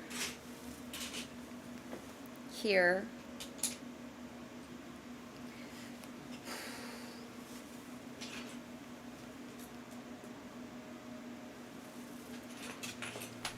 Ah! No, I hate it when I accidentally knock off the pieces and they fall. It's the goddamn blue piece again. Alright, well, I don't even need it right now, so if it falls, it falls. It's fine. Oh, the way longer one. Side quests are basically as important as main ones. Damn. That's actually such a mood. I think I really struggle with, like, I mean, I think a big part of it is also just how many things I have going on. I've never really felt happy with what I'm doing in life. Just as like a general concept, like I've never really been happy with what I'm doing in life. So I think I just take it upon myself to keep like piling on projects and keep working on things because of that. Not saying that I don't enjoy what I'm doing, but I don't feel satisfied basically ever, which might very well be like, you know, something that I'm currently tackling through therapy, being able to just sort of, I don't know, like mentally be able to settle down a little bit more. So, yeah, doing more is not always the solution. Yes, this is very true. This is definitely true. Sometimes it's not. Sometimes it's really, really not. And that's kind of like what I'm actually exploring in therapy at the moment. I mean, there's a lot of things that I'm exploring in therapy, but that's one of the concepts. Also, where the heck is this piece? I hate it when the pieces go missing. And it's so difficult to find. And like this color just doesn't match, so I'm just confused. I'm confuzzled. Like it's supposed to be this 3-piece, but it needs to be flat. Maybe I just use a dark gray one and hope the light gray one pops up. Or we have to go raid the other Millennium Falcon for it. Alright, well good luck us. Hopefully we didn't need this one.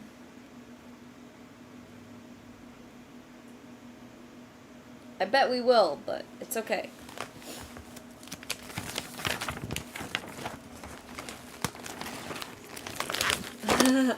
It's impossible for me to literally do nothing. Literally impossible. I can't. I can't do nothing. Like, my idea of relaxation is building myself a website. That's what I do to relax. I don't think I can. Alright, we have the other piece. Yeah. See ya, Emel. Thank you so much. Appreciate that. Thank you. But I don't really collect anything. I mean, I used to, but I have given up on that as well.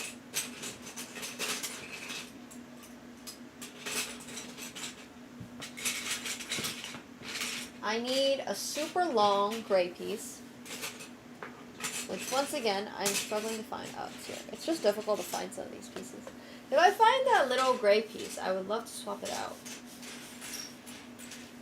Okay, it's not here. Oh well. It's true, Mortimer. It's true.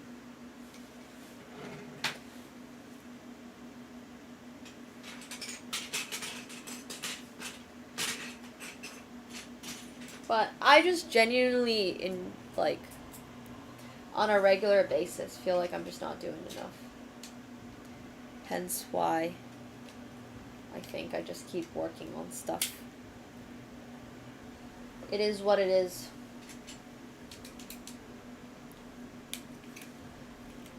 I've always liked Legos, yeah. Legos has always been fun. I would say, rather than being a Lego fan, though, I'm very much a Star Wars fan. I do, in general, feel like Legos and things like this help my mind sort of just, I don't know, relax. It keeps my hands busy. So if it keeps my hands busy, then it keeps my brain busy. So as a kid, I always loved Legos. As kind of like, this is what I'm gonna do for funsies. So. Oh, wow, this piece does not look the same as like the other piece. Okay, it's going on though. Oh, wait, what? Lego? Plural? Legos? Lego? You don't say the z? Alright, we gotta turn this guy all the way around again. It's massive. It is heavy. And we are gonna add... It's crashing.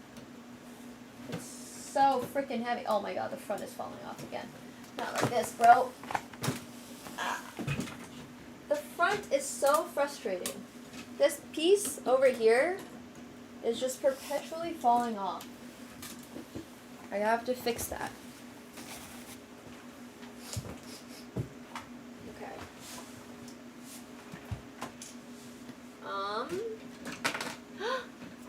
Oh no.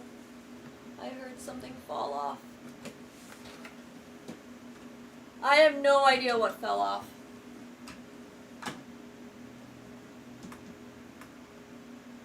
Alright, well, let's hope we just didn't need it. And it wasn't a required piece.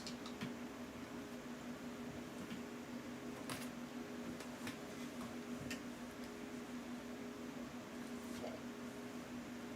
Oh, I see it actually. Whoa, that's crazy. It's in the back of this.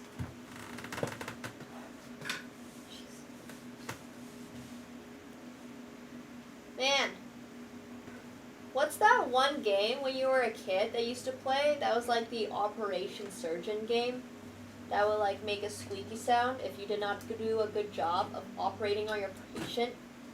What's that game? Oh, it's literally just called Operation. That's what this feels like. This literally just feels like Operation. I'm like operating on the Millennium Falcon, and I say operating because at some point while the build was complete, it was great. And now, it needs to be operated on every now and then because it's just, like, we've gotten to a point where it's not going to stay together. Which is unfortunate. Katsko, this is not for you, buddy. This is, the cat also does not help whatsoever. So yeah. Oh my gosh, my boots are stuck. The boots are actually not that heavy. They're just hard to navigate because it's difficult to remember that they have like, I don't even know how many inches this is. But like it's just weird to move around. It's like when you're walking on stilts, your body doesn't feel like it's your body. I also have a pimple on the side of my nose. Anyways, okay, I gotta add this on to, wait, the front? Yeah, the front, okay. He's pointing now. Hi, little guy. What would you like? Would you like a high five?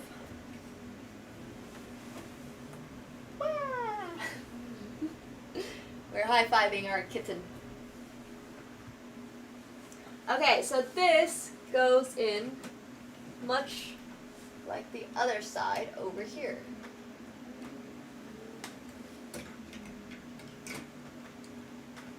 I think. Maybe? Wait, what? Uh-oh.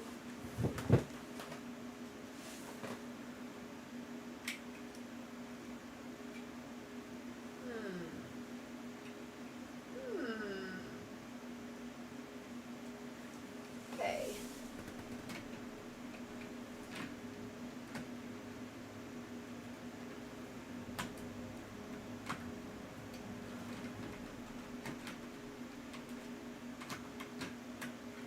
Alright, no, that's not gonna fit though.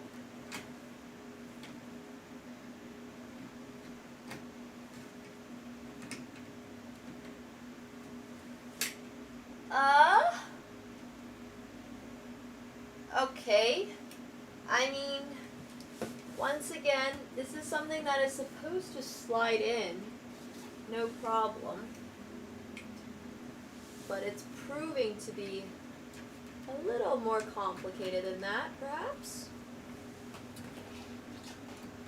It just does not feel like the piece is fitting correctly. And I wonder why that would be when the other side went in perfectly fine.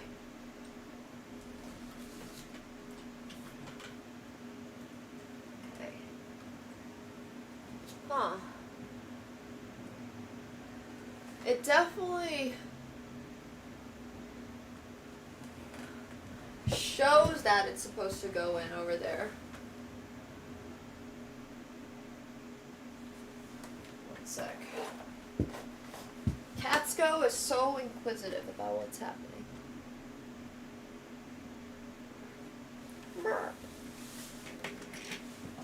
Ah. Okay.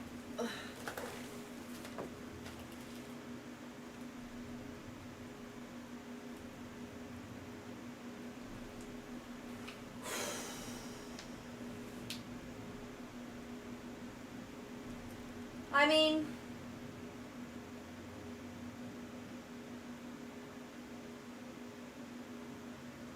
I think it goes exactly where the other one goes.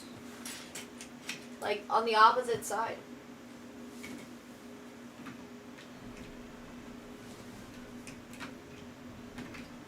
So, maybe we just try it, and then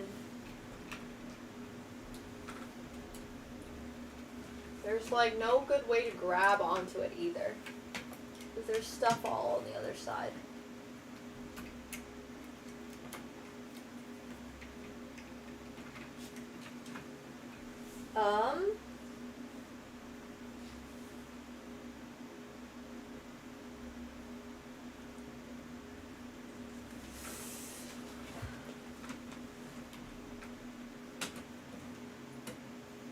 Is this entire one maybe just wrong? Ah, you know what this could be? This could be a structural issue. I think, my... Okay, whatever just fell off there, please don't fall off. My basis for this side looks incorrect, which I'm not sure how that happened. It looks like it's just a little bit wrong. Whoa, this is so trippy. Okay, so there's all of this. Remember that one day when I super struggled with putting on a part of the Millennium Falcon? It looks like that problem has now compounded. Uh-oh. And I just keep breaking things off. But aside from that,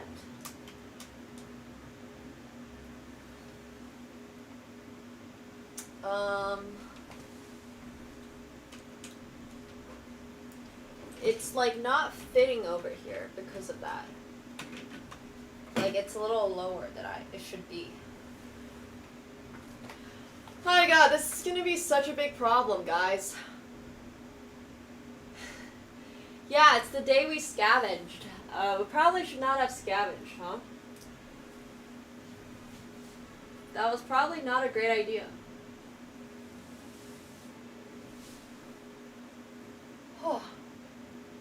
Okay. So, this is gonna be annoying as hell to fix. But I think we don't need this piece. I mean, it's not gonna look the same. But what was the purpose of this piece anyways? I don't see it.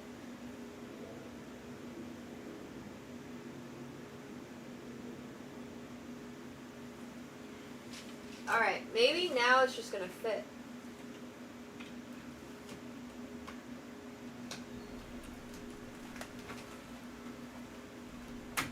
Yeah, it did. Okay.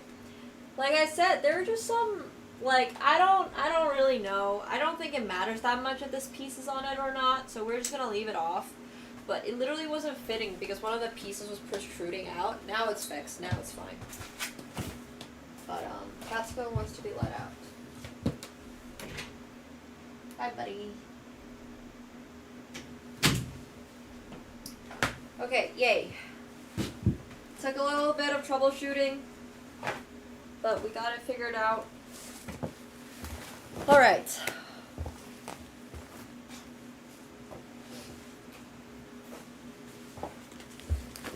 Whew. We have the smaller version. We had to use it for parts. It's literally the box for it. It's literally right there. Okay. Now on to the front. We are making some progress.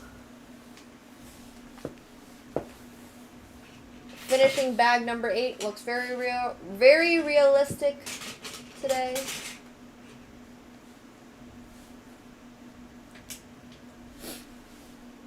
Yeah, we've made the smaller one. But the bigger one is slowly coming together. It's very slow, but it's like progress, you know? All progress sometimes can be a little slow. Or at least that's what my therapist would say. You can't, or what's that saying? Rome wasn't built in a day. Rome was not built in a day.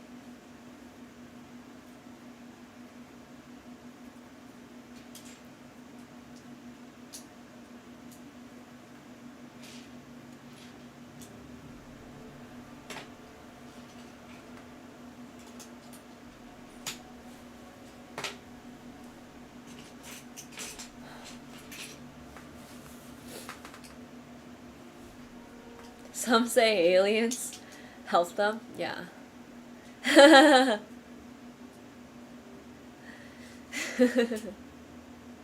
It fell apart in one day? That's not true.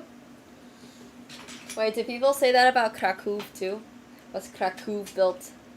Krakow also wasn't built in a day?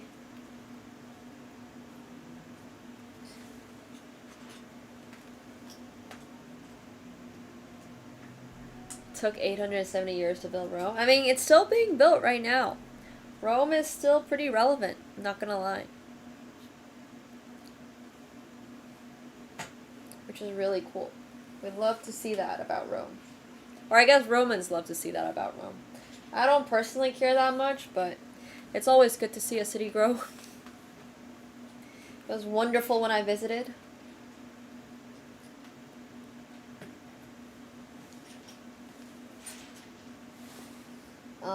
Let's see. Millennium Falcon was definitely not built in a day. 100% true. Millennium Falcon, in fact, has taken how many months? Like 2, 3 now? It's fine. It's fine.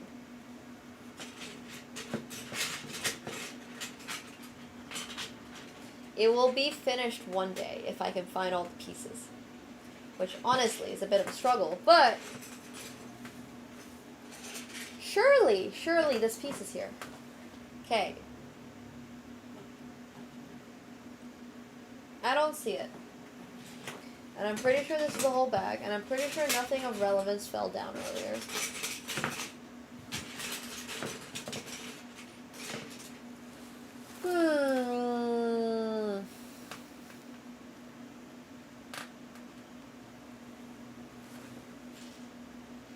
It's like this, but bigger. Like it's 4 across this thing. Let me know if you guys see it. I might just be missing it.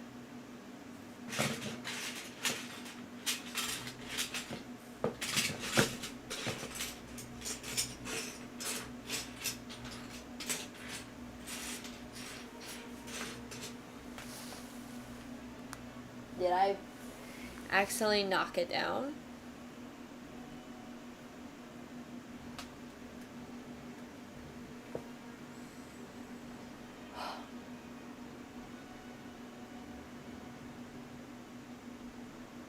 I mean, I just don't think that it's that important of a piece, so maybe we just let it go.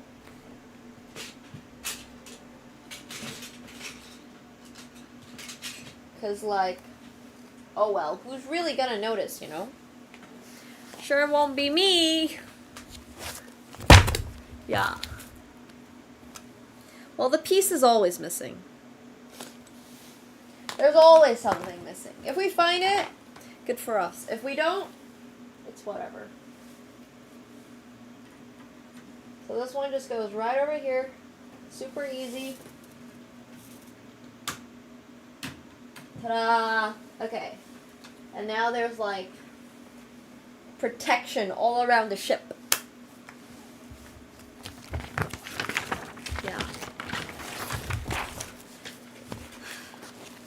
I mean, Lego will just give me all the replacement pieces, right? Isn't that their whole spiel? And maybe it will turn out up in a little bit. The hard part is remembering that we lost that piece. But maybe it will just turn up.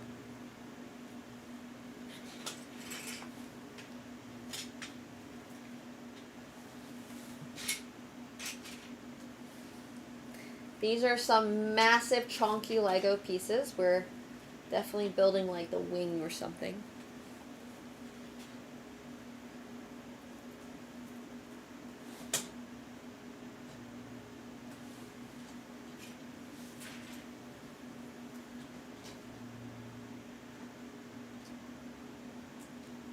All right.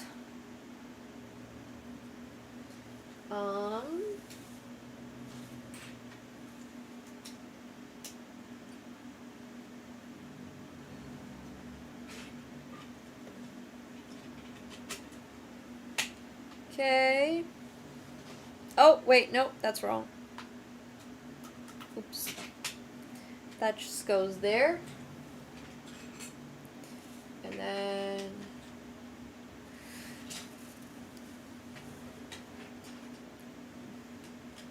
What?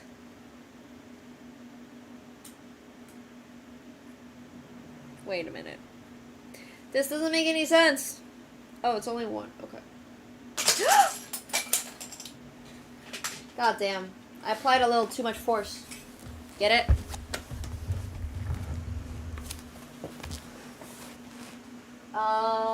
Here. No.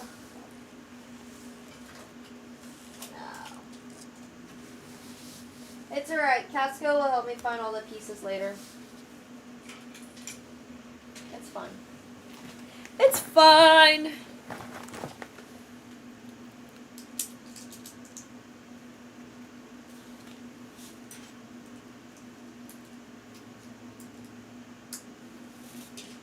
Alright, so that went on over here. Like that. Okay. Cool.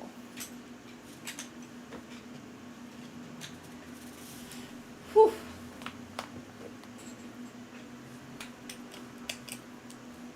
Yeah, I hope you guys got the joke. I mean, I probably will one day find hundreds of pieces, but I think there's also just a very real chance that sometimes, like, a piece gets overlooked by me, and I just don't see it until the very end.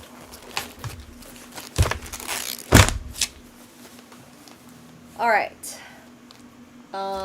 Did I mess up? Oh, frick. I super messed up again. Man, this is a difficult build. What? Wait, how does this work?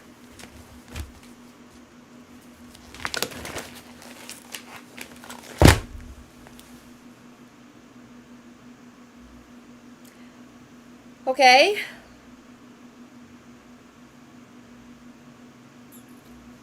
Did I take the wrong piece, maybe? Is there a piece that's longer than this? I'm so confused. Alright, so this goes here. And this piece goes here. What? This still doesn't look correct. I'm so confused. There's just like a hole in the middle. Alright, well, if that's what they say it is, then that has to be what it is. Yeah, the book is just like the size of the actual Millennium Falcon. Because those are the instructions needed for you to be able to complete the Millennium Falcon.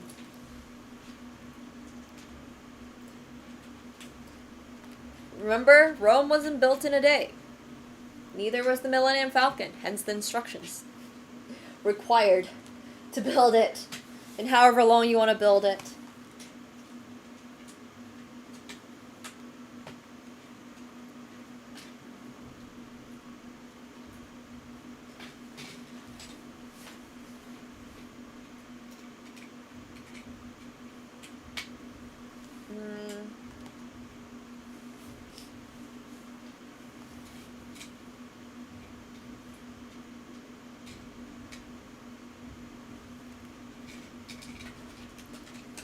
Alright.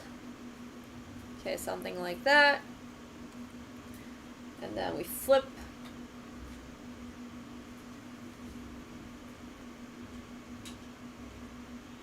Oh, we need to put two on top of each other. Yeah, I mean, the original Millennium Falcon's also missing a ton of pieces, right?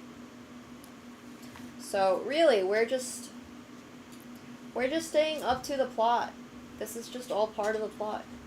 We're just staying true to it.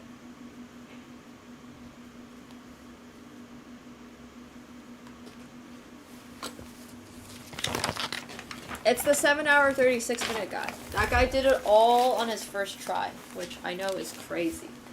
But it's apparently true. I'm sure there's a video of his world record attempt somewhere.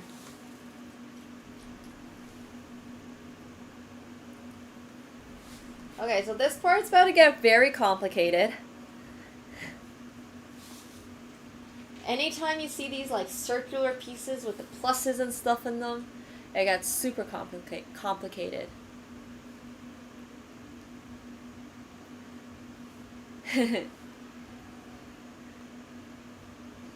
I've had so many people tell me they have the same cat tree. Hell yeah. Sometimes they give you like a 1-to-1 comparison on the book, which is also really cool. Okay, so that's one of these. And then apparently I need to make a second one.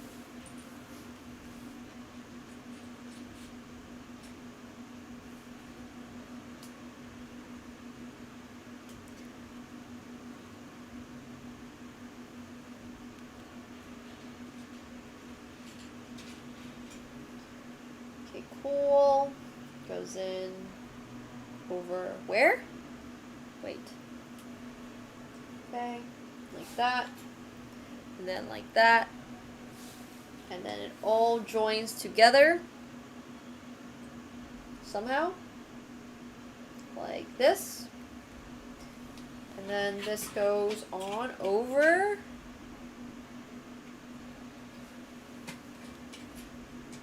Over here.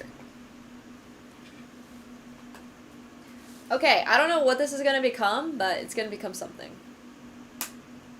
Do I ever feel like the Millennium Falcon? Yeah, crashed a couple times. Put back together? Absolutely. Perfect analogy, honestly. Oh my gosh, that reminds me so much of that Katy Perry song. Do you ever feel like a plastic bag drifting through the wind, wanting to start again?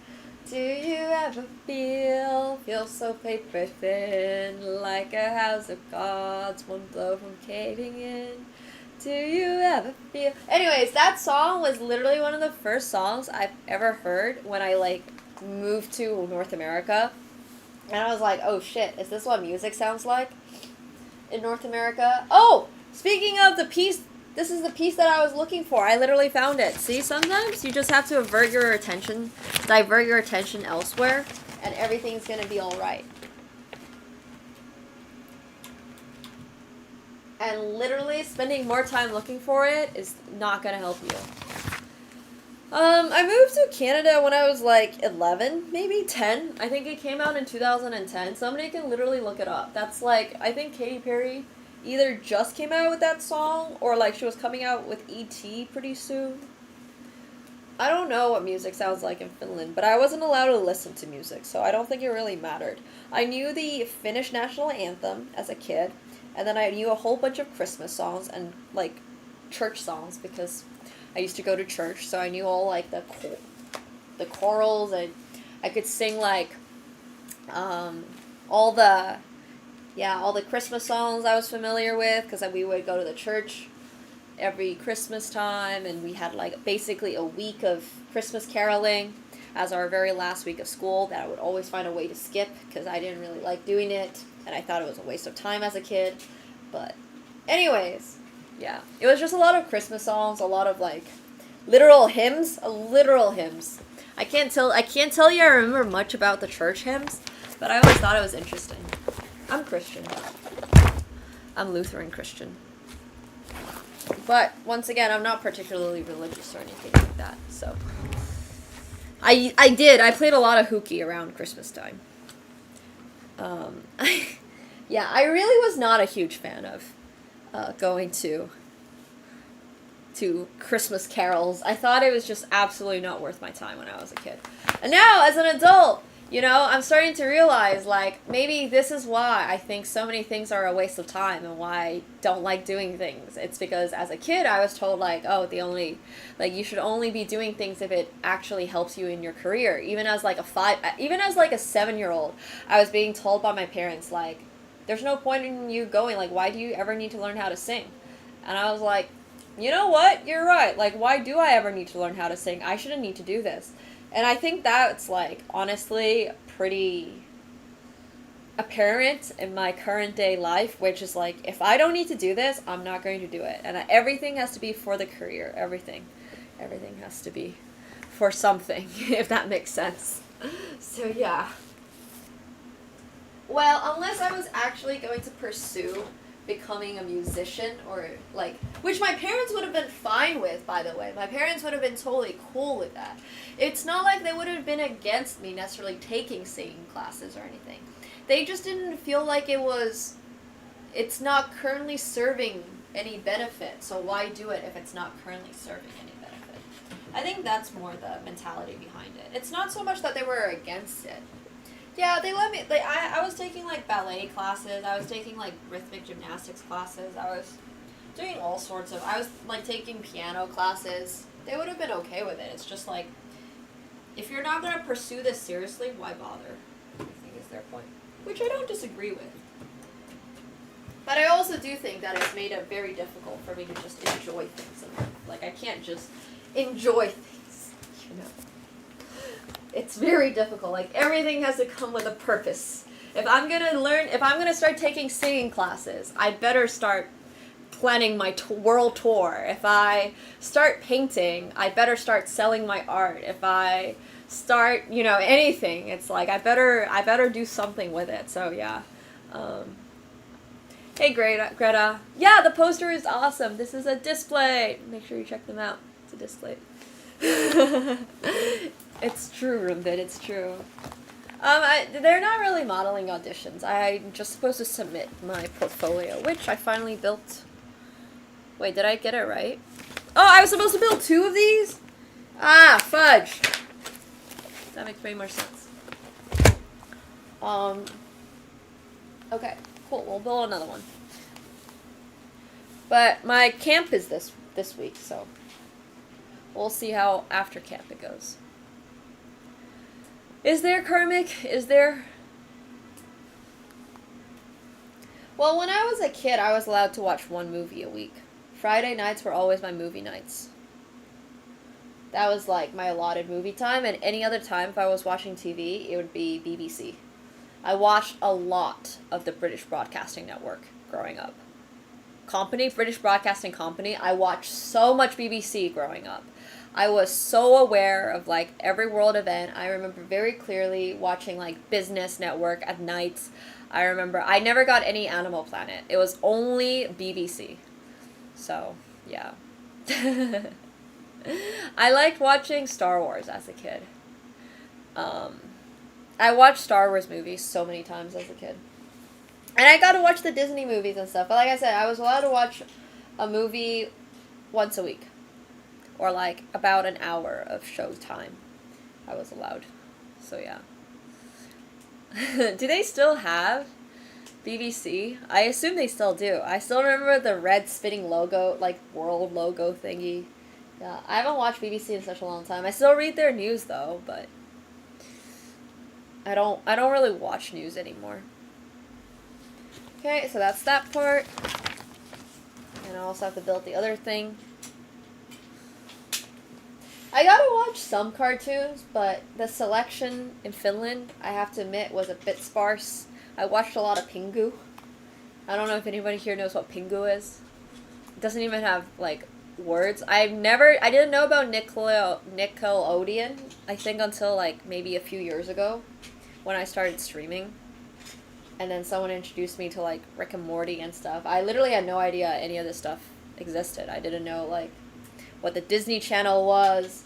I didn't know who Hannah Montana was. Yeah, I had, like, no idea who any of these people were. I had no childhood whatsoever, basically. Not even, like, that part wasn't necessarily because my parents were keeping me from it. It just wasn't really introduced to me in Finland. I think. Like, nobody else I talked to watched any or had any idea who Hannah Montana was or anything like that. But then again, I also live really, really, really far north, so that's another issue. Yeah, I had no idea what Looney Tunes is. I still don't really think I know what Looney Tunes is. I'll know some characters now because of, like, fashion and my general interest in, like, just culture and media. I'll know some stuff from that, but a lot of the time it's not because I watched it at any point. Like, I know a lot about Y2K because of fashion, I would say. Spend a lot of time looking through fashion magazines, through fashion editorials, through, like, Vogue. I've done a lot of that. So if anything is inspired in there, I'll catch on to it. Yeah, I mean, I know what the Powerpuff Girls are, for example. So, yeah. But fashion is super cool, for sure. Yeah, I'll have teachers. There will be people teaching us how to pose, how to walk on a stage. It's super detailed. There's literally all types of posing classes. There's walking classes. There's, like, facial expressions, for example. There's so much. Oh, you know who... I know who Perry is. Do you know why I know who Perry is? Oh my god, you guys have to watch this. I only know Perry because of Snitchery. Snitchery is one of my favorite cosplayers of all time. She's awesome. Oh my gosh, this is so funny. Do you guys know who Snitchery is? She is the only reason I know about Perry the Platypus.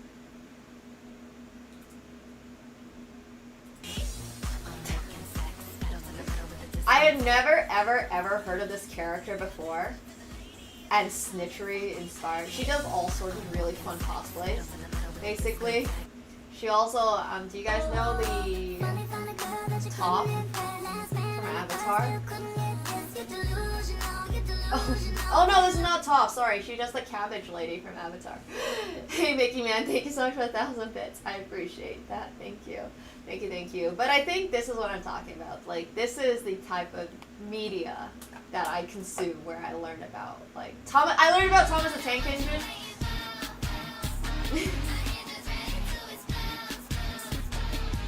Look at this. This is amazing. But this is how I learn about, like, whatever you call it, like, old culture, I guess. Like, this is, I literally, from just random things like this, is how I learn about it. I'm just like, oh shit, where's this character originally from? And then I'll be like, oh yeah, that's kind of cool, so, yeah. Did not need to see that Thomas cosplay. Now I know, exactly, that's kind of my point, now I know. Snitchery, S-N-I-T-C-H-E-R-Y, Snitchery. She's awesome. She's very funny. She's definitely a really big inspo for me. So, yeah. Thank you. But yeah, there's that. That's how, honestly, how I learn a lot of stuff. I think it's very difficult to... Me puhumme englantia täällä, kiitos. It is. I'll never look at Perry the same anymore. Well, just be like me. You can also just never know about Perry. And that's your first introduction to Perry.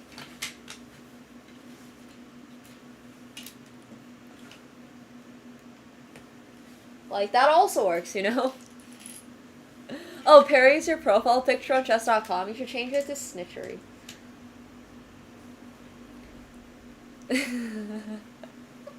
Never look at Thomas the Train again the same. But yeah, people always love bringing back, like, these old classics. And for good reason. Like, Y2K gets its resurgence every now and then. Honestly, I would say I, like, kept up with my 2000s culture and knowledge, mostly because of fashion and also music. I really like Eminem and a lot of like 2000s rap and stuff like that, so that's another big reason. But I definitely did not actually experience like the 2000 and 2010s for myself. It's all, what's it called, like later? I experienced it all later.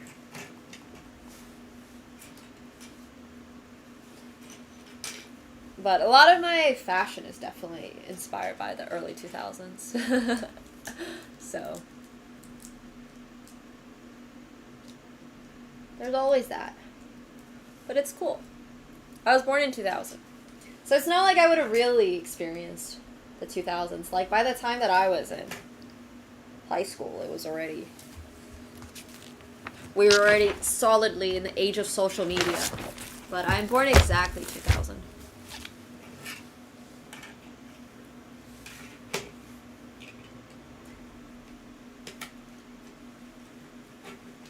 Okay, we're almost done with this part of it. Oh, frick! I forgot the orange. Gotta take this part off now. I'm a quarter century old, it's true.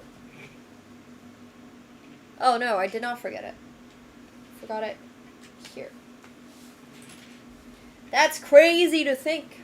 I'm a quarter century old.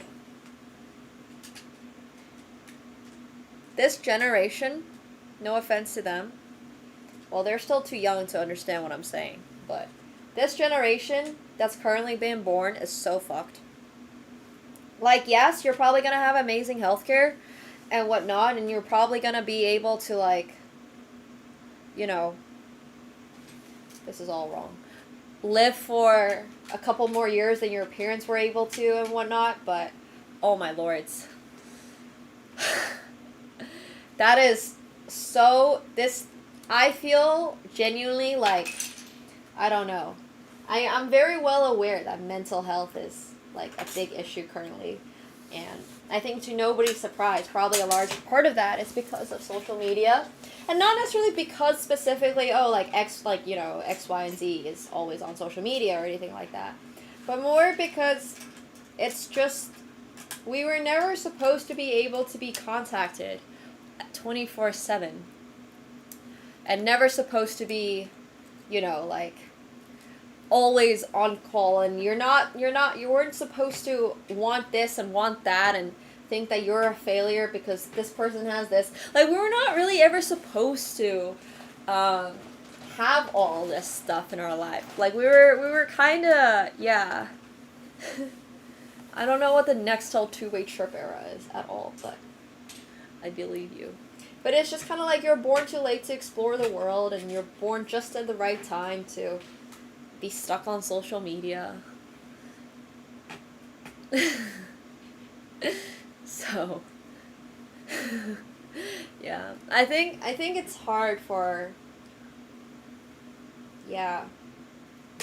Ow, ow, ow, ow, ow. I just stabbed myself with the little Lego picker aparter. I don't even know what you call this thing, but this tool, this is the best thing that Lego invented. This taking apart Legos tool is the best thing that Lego has ever invented. By far. Remember the days when you had to use your fingernails and like reach under it and try to prick it and stuff like that? So, yeah. Okay, amazing. We have done this finally. Now we get to flip our giant booklet, and then we are putting it over here, which is on that side, and then over here, back here. Exciting. How exciting. If I figure out how it's supposed to go in, that is. Okay, it should be easy. Whoa, what?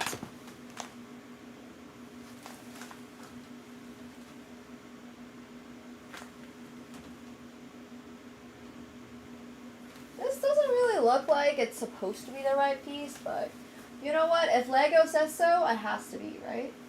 This feels like I'm leaving a pretty significant gap. Alright, well, they said so, so it must be so. We're never supposed to see our own reflection that made us from our brains and how we perceive ourselves. Interesting. Alright, so we have this part also done. And I'll show you guys the bottom after we build this next one. This looks a little shaky. I don't really know how shaky everything is supposed to be, but it's all slowly starting to come together. Oh, this is definitely another one. So I'm basically just making like 3 of these, but some of them are going to be in a different orientation.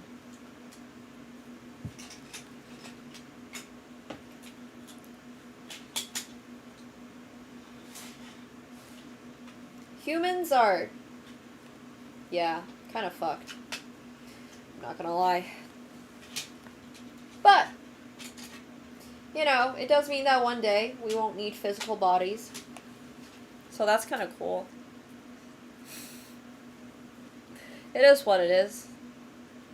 There's good things that came out of us being on this planet, probably. I can't think of any off the top of my head, but I'm sure there are. Someone, somewhere must think so. Pies. True, pies are a great invention. So is pizza. The Romans were onto something over there with their pizza. Pizza's great. Pizza's a wonderful invention. So are sandwiches. Sandwiches and pizza. That's my vote for humans' greatest contributions to the world. Oh, pasta's pretty great too. Yeah. Yeah, pasta's a pretty good one.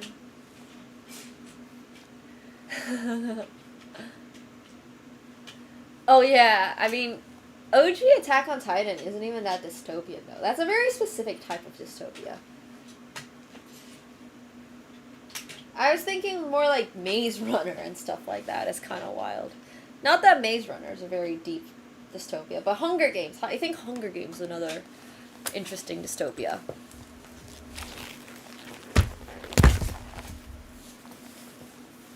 Brett with things, exactly.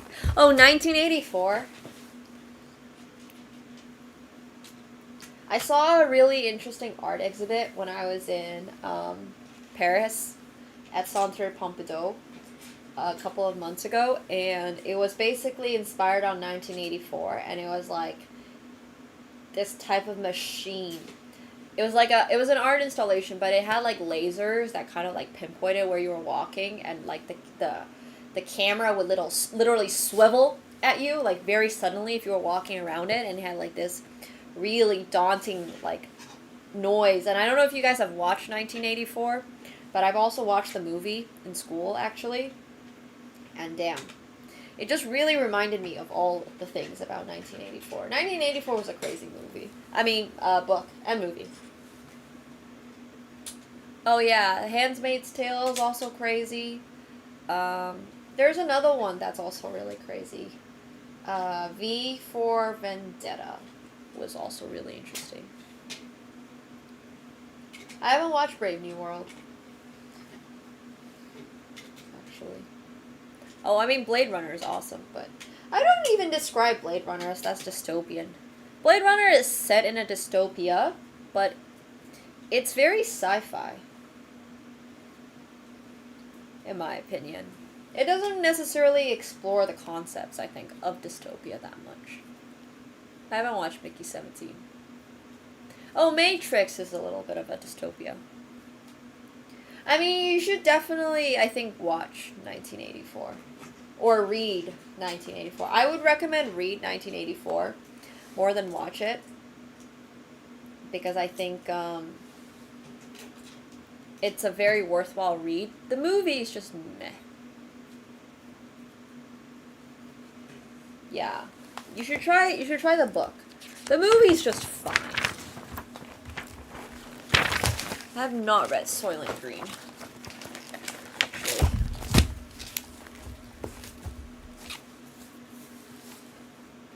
There's a whole bunch of books out there and stuff that I do want to read though. I keep saying that. Okay guys, give me book recommendations for the next time I'm on my ketamine treatment. I need to relax. instead of creating a whole website in 2 hours, what should I do? What should I read?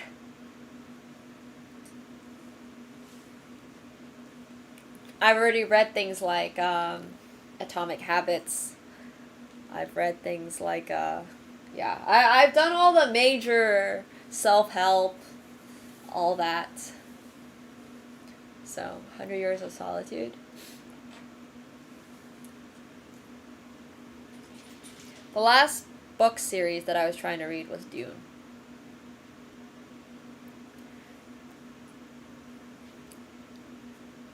Brandon Sanderson? Okay, I have not heard him.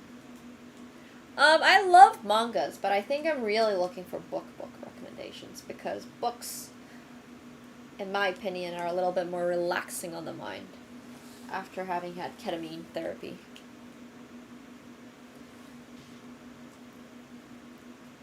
I've actually read the Communist Manifesto. Unironically read it. I read it for a school project. You have to pick, like, some major school of like, big school of thought, and I picked the Communist Manifesto. I think some other people picked, like, there didn't have to be economics. There was this one, I think there was also, like, why does Keynes come into mind? Keynes is an economist. Fuck, I'm forgetting him now. But we had theory of knowledge, basically, and there were all these type of, like, philosophers that you could pick from as well. I just picked the Communist Manifesto. I was actually curious about it. I was genuinely curious. But yeah, there was that. So I read that. I read The Alchemist. That's actually one of my favorite books. That's the book that made me realize, one of the books that helped me realize that maybe it was time to quit playing competitive chess. Ironically, it was actually suggested to me by my chess coach at that time.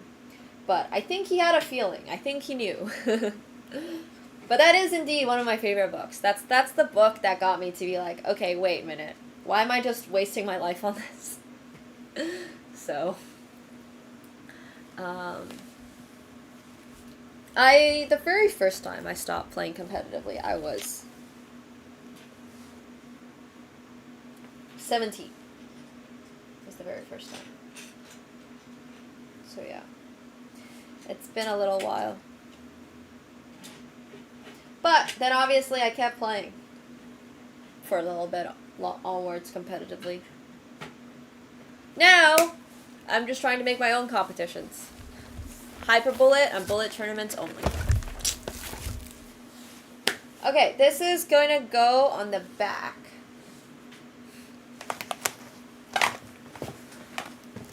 Oh. After that I knew why. Damn, wait, what's the book, Istiar?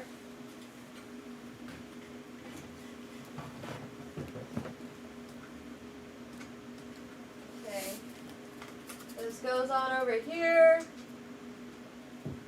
The base for the Millennium Falcon is looking super solid. I think we've actually completed the entire back half.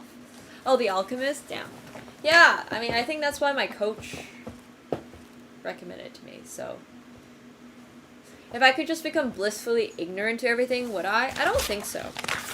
I think blissful ignorance is what is in the name, right? You're like blissfully ignorant, but it's kind of like asking the blue pill or red pill question. I never remember which of the pills is which, but I would always rather know the truth. I would always. It's literally just like the red pill, blue pill. Oh, I read The Little Prince. I've read The Little Prince. I love The Little Prince imagery. I'm a huge fan of the art, like the world that The Little Prince is set in. It's so great. Yeah. One more. Both like a purple pill. Blissfully ignorant but also aware. Is that even possible? Can you be both blissfully ignorant and also aware of the world at the same time? I don't think so, no? Isn't that feels quite literally impossible. That's why people choose religion. I was going to read an article the other day about why people who are religious tend to be happier. and I didn't even bother reading it because I was like, yeah, I think I can figure out why for myself. Thank you very much. So, anyways, I hear ya. I hear ya.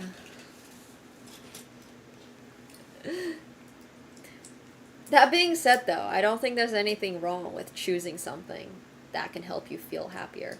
But as long as it's not in the destruction of others. If that makes sense. I have to do it twice? Okay. I did not notice. Thank you for the reminder. Okay, let me go back.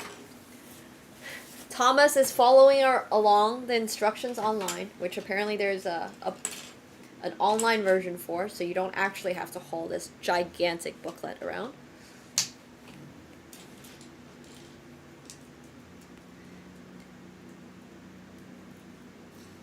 Yeah.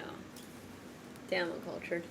I think it's just about finding yourself in life. Life's just about being okay with what you're doing and who you are. And that seems freaking impossible at the moment. But I don't know. It's possible, right? It has to be. There has to be people out there who are happy. There just has to. I know this is not exactly how it works, but I always like to joke for every single person who doesn't like Bullet, there's somebody who likes Bullet. I know that's not exactly how that works, but surely for everybody, for every one person that's unhappy, surely there has to be somebody who's happy. Does that make sense? Because, like, karma is a thing. So, like, every time you do something good, it's, like, balancing out. Well, okay, it's not exactly balancing out. But it means that you will be, like, rewarded with something that's good. So, yeah. That's kind of how I see it. Damn, Special Agent. What do you want to be, then? If you don't mind us asking. If you don't want to be happy. Yeah, no, I agree. It's hard to be happy all the time. I think the goal is to just not be depressed all the time. That'd be a pretty nice goal. I think that's a very realistic goal. Whee! Okay, this is looking kind of cute. We are speedrunning now that I've made basically 4 of these. Well, that just goes back to the whole good old red pill, blue pill question, which I once again can never remember which one is which. One of these days, I'll have to figure that out. Which one is which? Damn, Sapphire.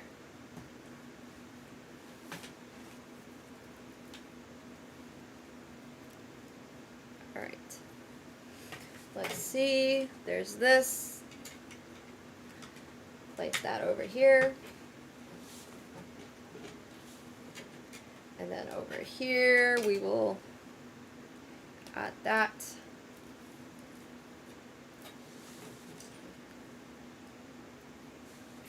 Okay. Voila. And flip.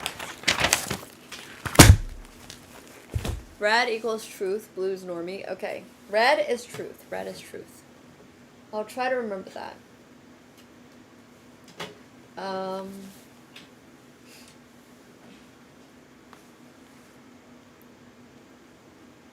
Wait, what? Someone threw you a set of car keys in real life or in GTA 5? Did you get a free car in the game or in real life? What'd you do with the car? Tim, how does stuff like that even happen?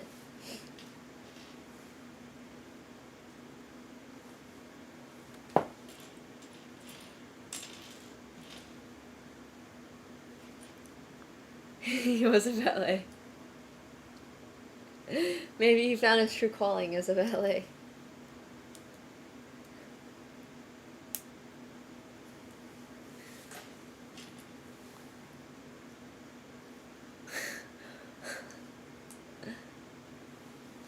That would have been crazy. Oh my gosh, that reminds me. What's that one movie where the guy's a valet? Shang-Chi. Isn't that the whole plot of that movie? That's the whole plot of that movie was literally that the bro was like a valet and then he gets caught up in these. Who's in that? Is it Benedict Cumberbatch as Doctor Strange is in that movie? Is that who I'm thinking of?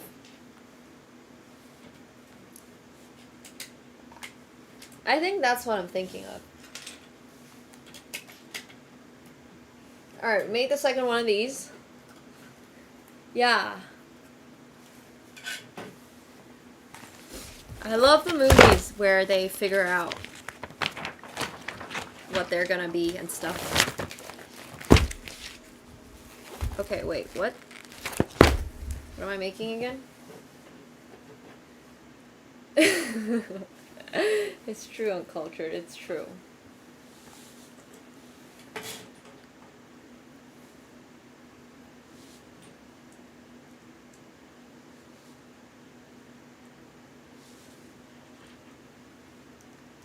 Okay.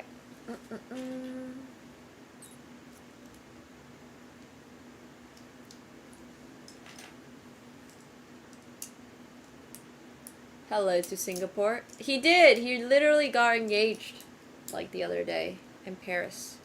In Paris. Looks so cute. That also reminds me, Magnus Carlsen officially announced that his wife is pregnant. Which I know is not exactly like news, but is apparently news in the chess community because I saw it get reshared so much, which is crazy. But congrats to him and his wife. So, in case you guys did not know, some super random information. If you don't care about Magnus, that's cool too, but I did think it was very interesting how many chess channels or whatever it is were like, oh my gosh, Magnus's wife is pregnant and stuff like that. And I was like, huh. This is a very, yeah. I guess people like to just report on stuff like that. I mean, it's easy. It's easy content. It's easy to report on, for sure. I don't blame him. So, if you haven't heard it yet, now you do. Who do I think will be Grandmaster first, the baby or Levy? Wait, that's crazy. Do you guys want to place any bets? I'm down to play some bets. I don't know how seriously Levy is actually going for his Grandmaster title, though. Like, I know he says it every now and then, and he says he's quitting and stuff, and then he says he's maybe doing it again. So, I think at this point, the baby...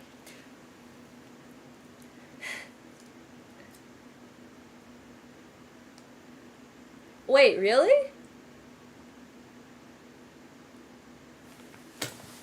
Oh yeah, he has adopted before, you're right. Oh my gosh, I was like, I don't get the reference, but I get it now. Oh, this is wrong.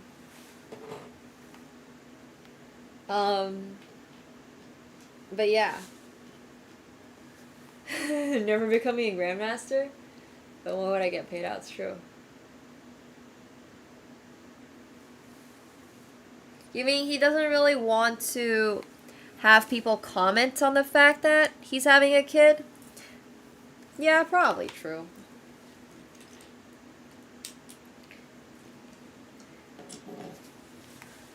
Probably. Hello. Alright, so we are adding this little, whatchamacallit, this thing over here by the dessert table. So this goes in like that.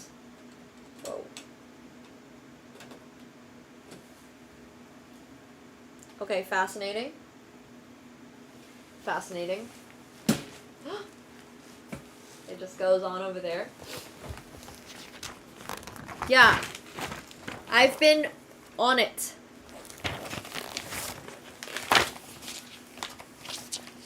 Yeah, I mean, I definitely feel like he wasn't necessarily trying to hide it, just more didn't care to make an announcement about it.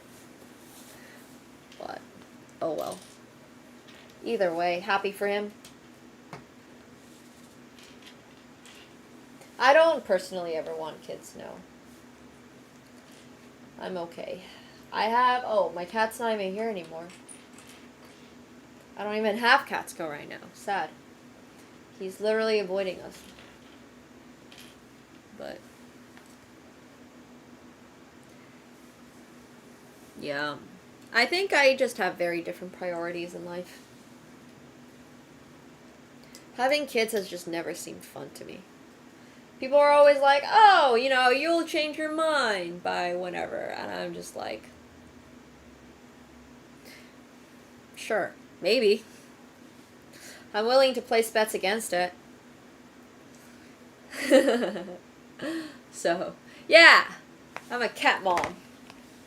Absolutely not. No, if I had financial freedom, I would, like, if I had as much money as I wanted in the world, the last thing I would do is have a kid of my own. The first thing I would do is make sure that all the pre-existing kids with who unfortunately might have lost their parents or who unfortunately did not have supportive parents are able to go through life with some financial aid at least. That's the first thing I would do. I just think that there's so many people placed on this planet without their own, like, will. If that makes sense. Like, I didn't volunteer to be born. Does that make sense? Like, I didn't ask for it. It's not something that you can ask for. And who you get born to is kind of random, or can be kind of random, because you just don't know. You just have no idea what's going to happen. Some kids get super lucky and have parents that are insanely supportive and are able to finance whatever it is that they want to do. And then there are also some parents that unfortunately are not prepared to have a kid, and sometimes literally, like, irk their like they just don't do it, or they don't parent well or something, and it's just like, well, that's really sad. So I think that there's enough kids on this planet that already need help. So yeah. And that aside, I'm just not really personally interested in passing on my own genes or anything. There's a woman who sued her parents because they didn't ask her if she wanted born. I mean, there's just nothing you can really do about that, right? There's, like, literally just nothing you can do if you are born. I have one of my sisters has 5 kids, the other has 5 dogs. I think the one dog is happier, yeah. I think not being able to choose whether or not you're born is, like, annoying. That's always bothered me, I'm not going to lie. There's nothing I can do about it now. Or at least I try to not do anything about it now, I should say. But in the past, I definitely have. And it's just like, well, now I'm realizing that, okay, you were born. Okay, so you just have to kind of, like, deal with it, you know? So, yeah. That's just kind of the realization as an adult. Sure, you didn't sign up for this, but you gotta make the most out of it. So.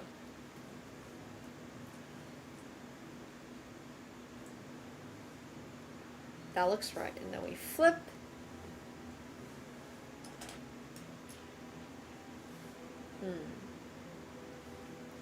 Okay, I found the piece I think that I was supposed to have.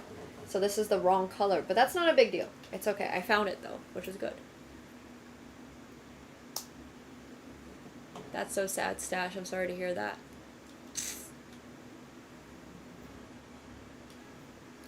I'm not even that hard on myself. I feel like I'm not hard enough on myself a lot of the time. I genuinely just feel like I'm not doing a particularly good job on a lot of things.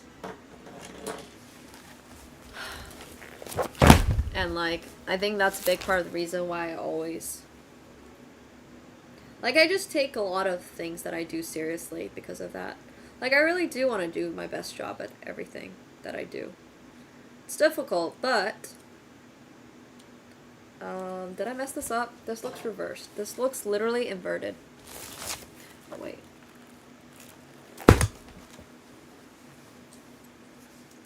So over here, there is one little grabby piece. Oh, here it is. I see it. I mean, it's definitely true, Ramen. It's definitely true that, like, coming from an Asian family, that's definitely part of it. But I also think it's, like, the reality of my life, which is okay. It's, once again, there's a lot of things that I'm figuring out, and there's a lot of things that a lot of people are figuring out, so it's not necessarily a bad thing. Life is just constantly a process of figuring it out. But yeah. Yeah, for sure. I just definitely feel like I'm not playing the cards I've been dealt the best, if that makes sense.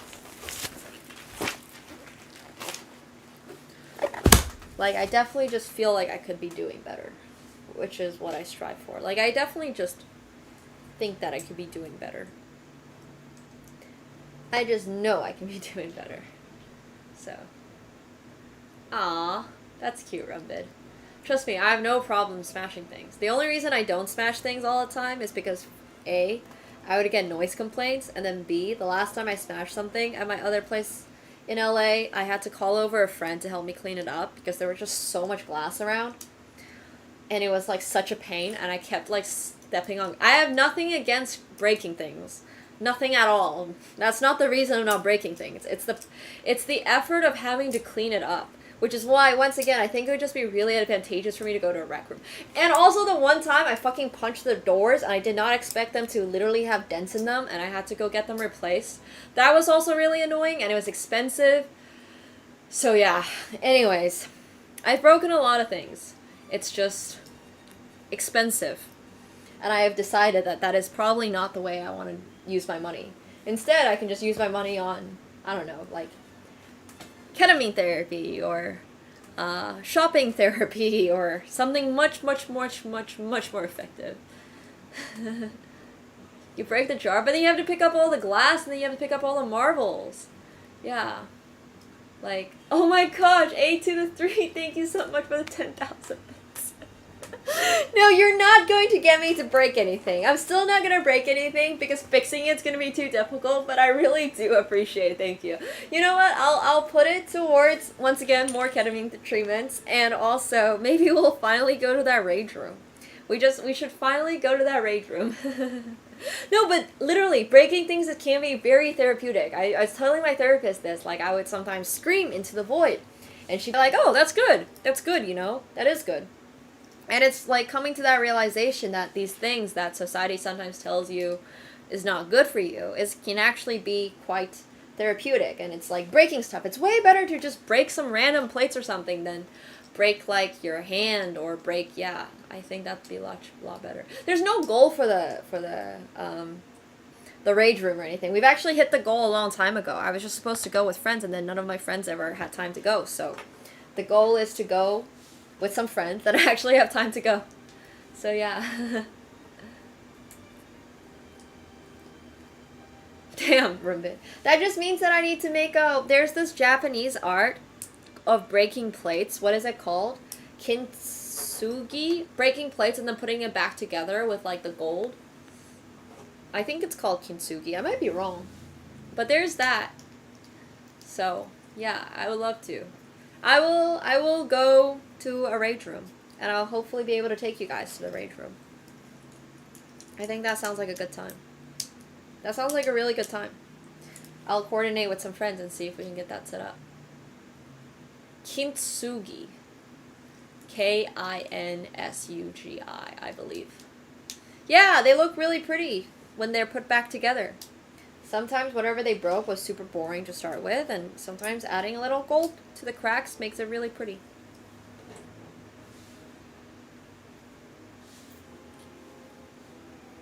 So, yeah. The clay sculpting class? I have. There's this really popular channel on social media that is literally this guy that makes a whole bunch of clay pots, and then he pretends that it falls over and everything breaks and stuff. And people obviously, it's such a smart like business plan because it works so well, and everybody obviously gets baited. But that's literally his entire content, is that he makes these like clay things, and then they're all stacked together, and then they just come down and break. And it's like, I don't know, I just find stuff like that really, really interesting. Whoa, what is happening? There's so many things going on here. Rage room stream would be so much fun. Okay, I just gotta find a rage room that will let me stream from it, but I'm sure that's doable. I'm sure that's very doable. There's so many handles on this. This looks so Star Warsy. Look at this. It's crazy that Lego's able to make something look so Star Warsy. Yeah. Oh, that's so cute, Sapphire. I hope so. I hope so. It'd be great. I'm rooting for that day.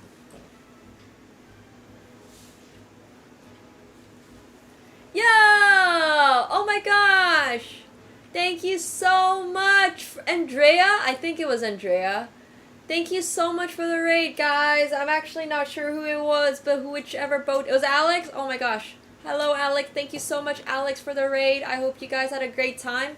We are currently building our Millennium Falcon. Thank you so much, Alex. I hope you guys had an awesome stream. If any of the other girls joined. If not, I hope you had an awesome stream. I hope the Bullet or Blitz was treating you well.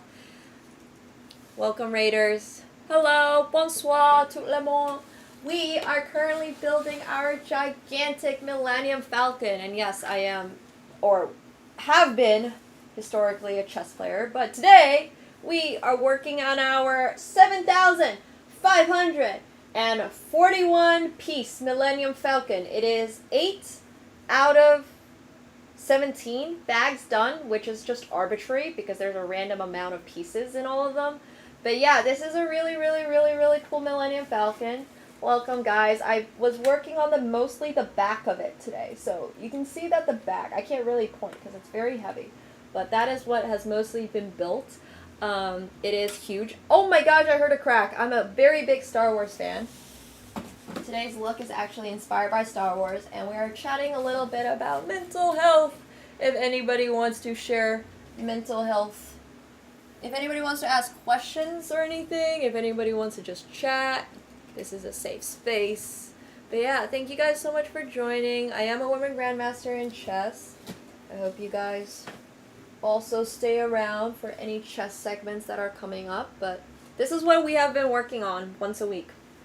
So I actually have not worked on, I have not finished Andor yet. I have not been loving Andor. I've actually not been loving Andor. But as you can tell, yes, I'm a huge, huge, huge Star Wars fan, otherwise. I just think that Disney fucked up so much of the more recent IP. I'm sorry.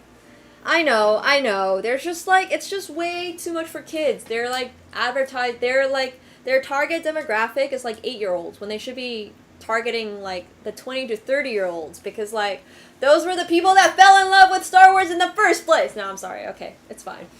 It's fine. I get it. They're introducing a brand new demographic to Star Wars, but like, let's be real here. Well, Andor is still not at the adult level that I want to see it at, you know? So, okay, that's true. The first place, they were like 50 and 60-year-olds, but anyways, the early 2000s Star Wars, I guess. Oh yeah, absolutely, Jimster. I've been, for anybody who might be wondering why the mental health talks, I've been going through ketamine therapy, recently, so that's kind of what I've been experiencing for my depression and anxiety, which I have experienced basically my entire life. So that's kind of been the big topic that I've been tackling in my own personal life. Yeah, which is all cool. So, where have you seen me from? Probably a lot of chess videos. I have played, historically, a lot of chess in my life. So we have just finished this piece, and this one basically just goes opposite to the other one. And that's somewhere back here. Also, I have a cat. I don't know where he is, but if I find him, I'll try to get him to say hi. Nope, that looks wrong. Ah, no! I messed everything up. No!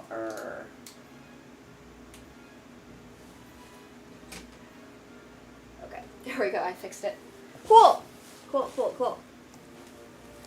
Oh, that's amazing, Nick Papa. I love to hear that. I'm really happy for you. I really hope that if you are going through therapy, whatever you're working on helps you. I've been a little resilient to a couple types of therapy, which were, I did like CBT, which is cognitive behavioral therapy, but for anybody gets any weird ideas. I did this one called DBT, which is, now that I can't remember it, but kind of similar in the cognitive behavioral therapy style. And then not CBD, yeah, not the other CBT. Dialectical, thank you. I've done both of those, and now we're trying a little, yeah, drug assisted. So there are little figurines, actually. Yes, for sure. Ketamine therapy is also very different to taking it recreationally, from what I've heard. From my understanding. Correct. And they, it's like a very specific type of ketamine, too. I honestly can't tell you the exact specifics, but they're little figurines that come alongside. And there's little porgs! One of the best things that Star Wars has done, though, is introduce us to cute new characters, like Baby Yoda, who I have somewhere, I think. And then I have little porgs. Porgs are honestly so adorable.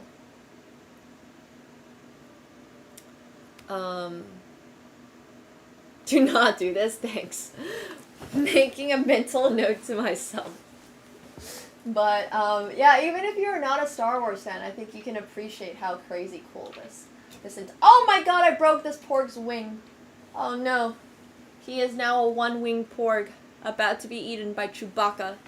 But I think you can just appreciate, like, the gigantic scale of this Lego. This is I believe, the second or third biggest Lego set that Lego has on offer. Apparently there's a bigger one somewhere out there, but this one is pretty massive. And we have the entire, like, interior of it built too. So this is actually a good time to take you guys on a little walkthrough of it, because some of you might not have seen, but here's the Dejarik. This is Star Wars chess. I have them just sitting here right now for funsies. C-3PO fell over, but C-3PO is in here because he's annoying and he talks too much. So he's over here. This chair spins, which is really cool. Or at least it did spin. Yeah, it's spinning. And then there's like locker rooms. Oh, there's like locker rooms over here. So this is the secret Han smuggling floor piece thingy. And then, it's hard to put it back. And then over here is like bank vaults, I guess, for whatever else you might be carrying. There's little details all along. There's like a little seat here. There's going to be a cockpit that's going to be added. Yeah, there's just some like really cool stuff. It's very detailed. It goes super deep in detail. And you can even see on the outside, it's got like all the guns and all of that sort of like outlined. And there's a ladder here even. There's portals somewhere that I can't find now, but yeah. It's like a really cool kind of build. We've been working on it for a little bit. I've been a little slow and I've taken a break and I went to Asia for a month, so you know, shit happens. So yeah. But there's definitely a lot going on. I don't really know where it's going to go. I really have no idea.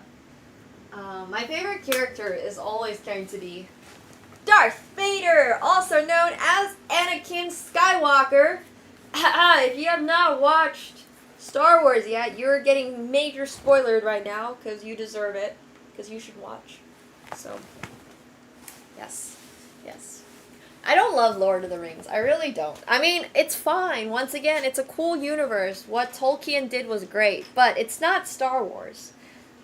No offense.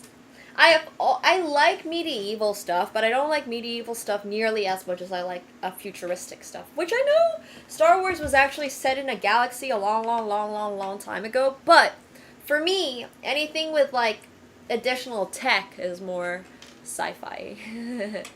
I like both Darth Vader and Anakin. I honestly really enjoyed Anakin's, like, I really liked Anakin. I really liked Padme, but I think Darth Vader is honestly the coolest. So, yeah.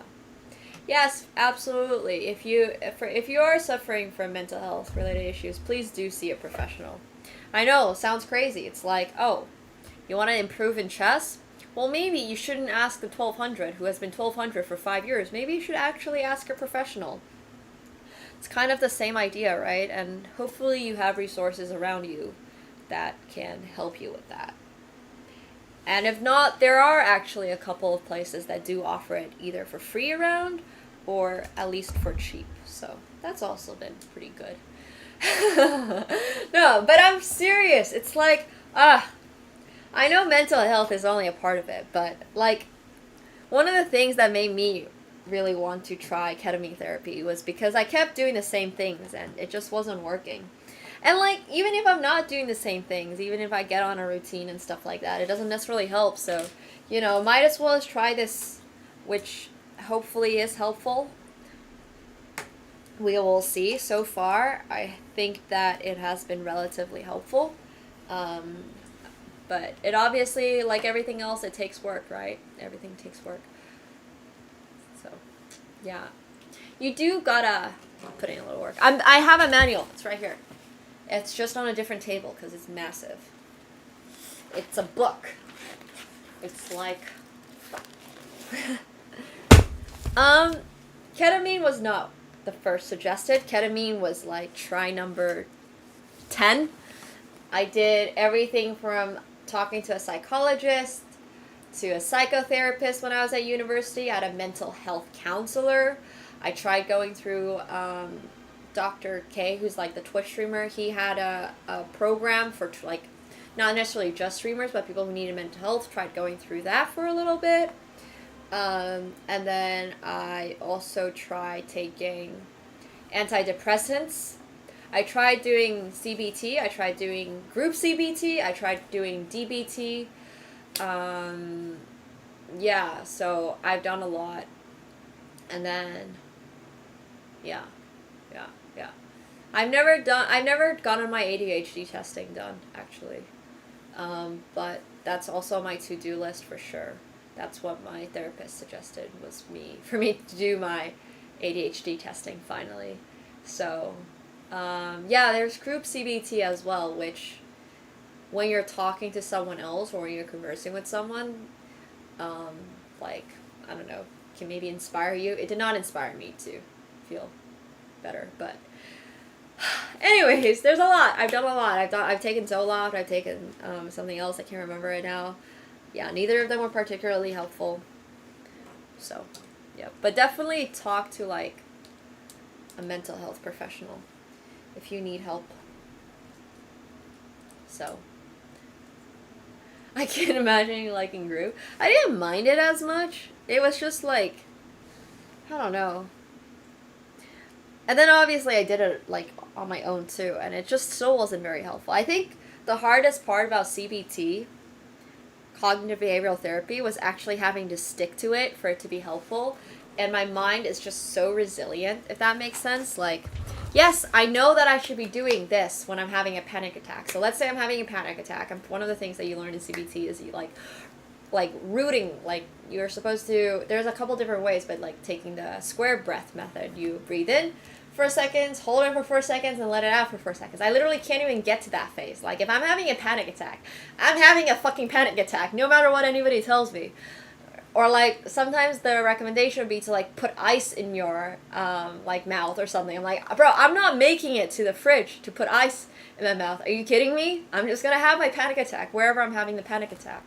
So, yeah. Anyways.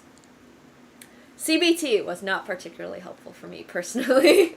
Exactly. I was like, I'm not taking 4 breaths in and out. Are you kidding me? So, yes, you really have to do like you have to do it multiple times. Like every single time when you have a panic attack, you're supposed to do this thing. I wasn't able to build the habit up enough to the point where I was able to do it. I couldn't do it the first time. I couldn't do it the second time. Right, like that's what I'm saying. Like breaking out of panic attack is honestly so difficult. So it was a struggle. It was an absolute struggle. But they have gotten better. The panic attacks have gotten a lot better. They're not as severe as they used to be, which is I really appreciate that. Waking up, interesting. I have not tried like a meditation course because I've always felt like meditation is just something that I should be able to do, and like if I can't meditate, then you know. But maybe I should. I should try. I'd be pretty down to try that. Yeah. No, absolutely. I was really struggling with like CBT. CBT was not for me. I do hot yoga sometimes. So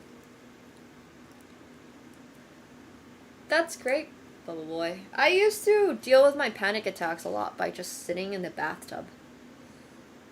Now I try to deal with them by just, I don't know, doing so much that at some point it just kind of goes away on its own. Like, not having the time to think about it has kind of been my strategy for it. But I literally had like a panic attack before stream today, unfortunately. I had something that I really needed to do. It was super stressing me out. And then, yeah, had the panic attack after actually I did the thing, and then I like had another 10 minutes, so I crunched out another project really quick.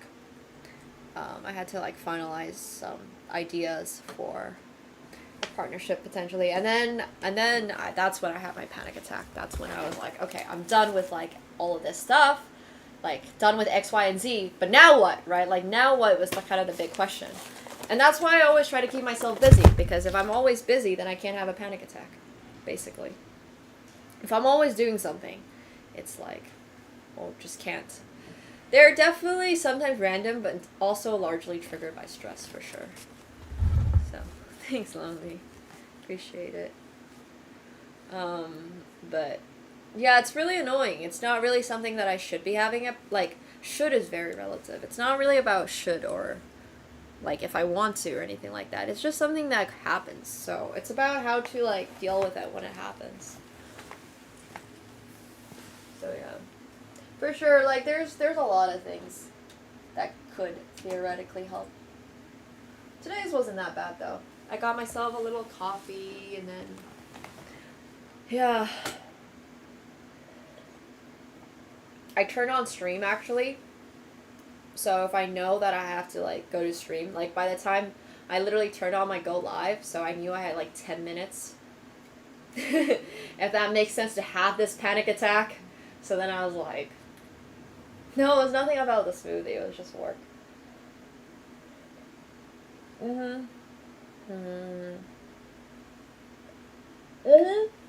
I committed, exactly. Like I put on my thick boots, I put on my outfit. That helped. I think committing to like something is definitely really big help for sure. Oh, what the hell? I have an extra piece here. Where does this go? I missed it somewhere. There's this one here. Wait a second. What? I literally have an extra one. Front left. Okay, so it's just right here. Got it. Thank you.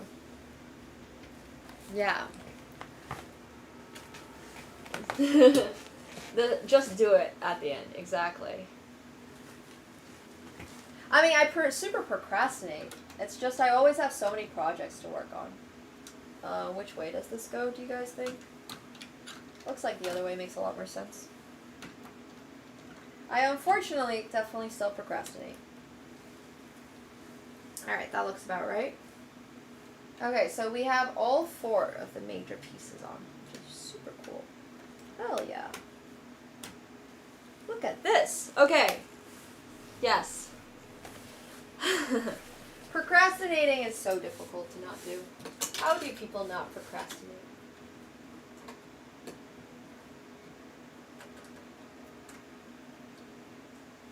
But I have a very much like a I will get shit done mentality. Okay, so this is what the bottom of it looks like. This is mostly what we've been working on today. And then I've already shown you guys the front. The bottom is honestly a lot less interesting. What's that saying? It's a party in the... Business in the front, party in the back? Something like that? This is the opposite. It's a party in the front and business in the back. There's nothing interesting really going on in the back.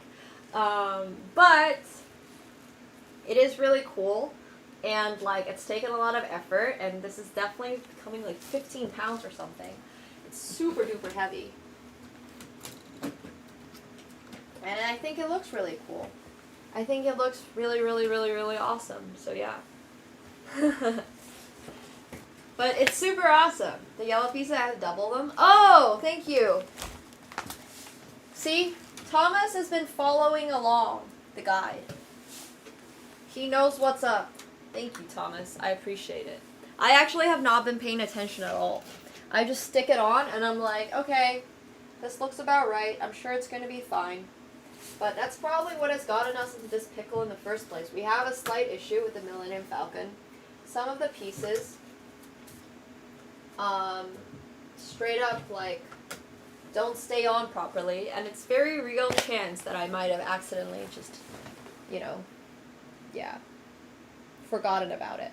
But that's okay because we have a lot of extra pieces. This is my bag of stray random Lego pieces. So if I keep them all, the hope is that one day, if I ever need more of them, then they're all going to be here. So that's the hope. But look at how big the bag is becoming.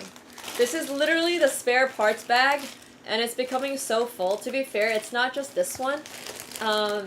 There's also spare parts from this Millennium Falcon that I've now broken it apart because I had to use it for parts, quite literally. So there's spare parts from this guy. This literally feels like, look at it. This is literally like in scraps.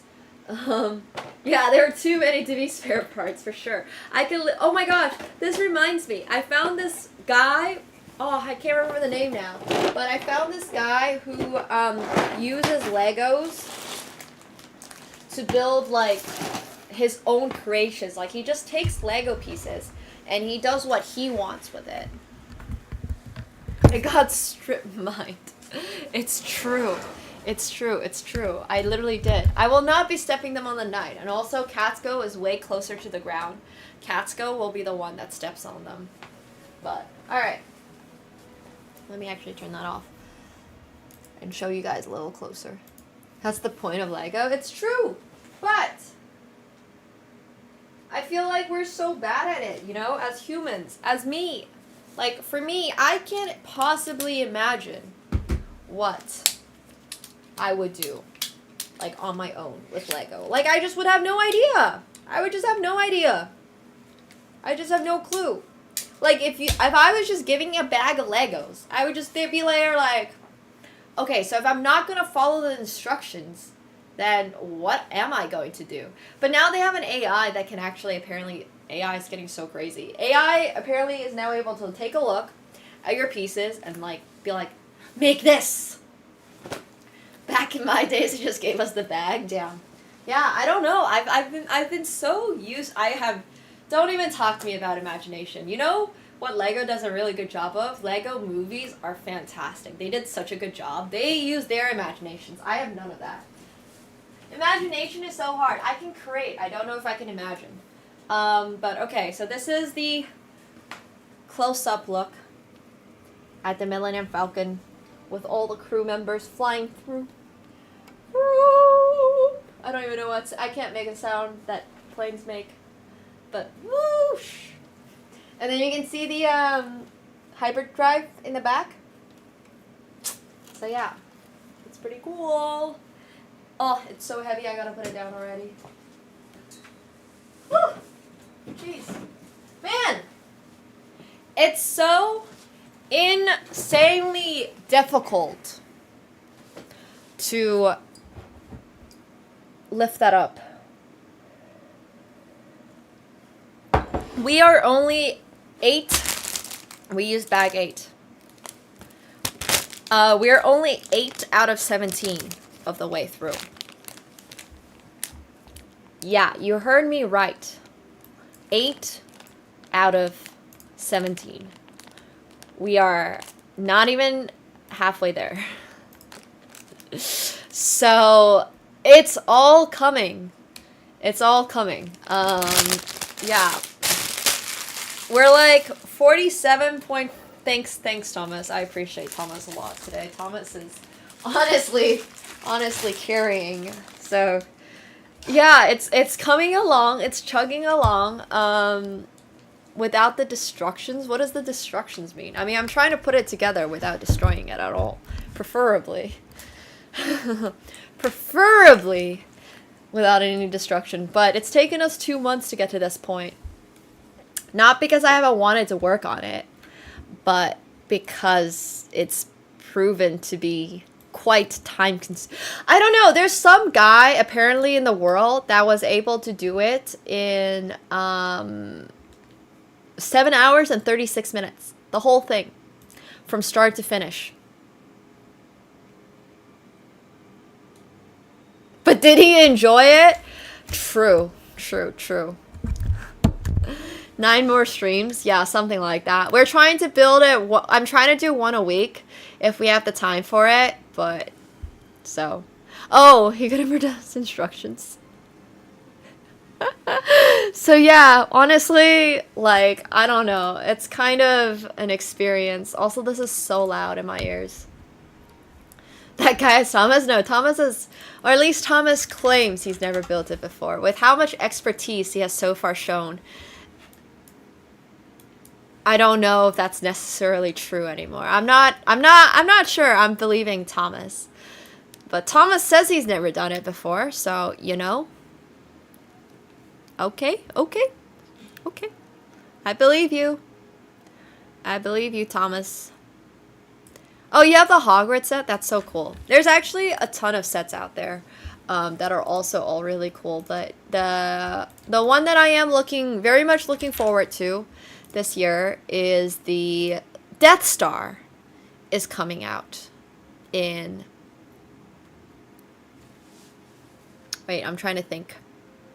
Yeah, like October or something like that. So, this was actually very... I really appreciate chat for this. This was very much a chat-sponsored sub-goal, so thank you. Thank you, guys. So, yeah. It will come out... The Death Star will come out in October. We will hopefully be completed with this one by then, so... Still haven't built it? Yeah, I know a lot of people don't necessarily...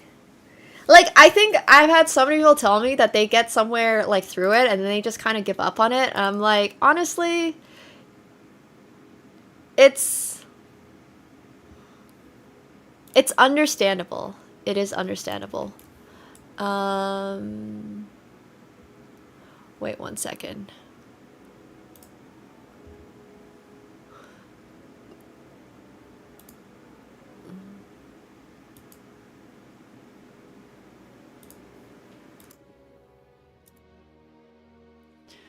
My editor is suggesting a noise suppression. Is this better audio?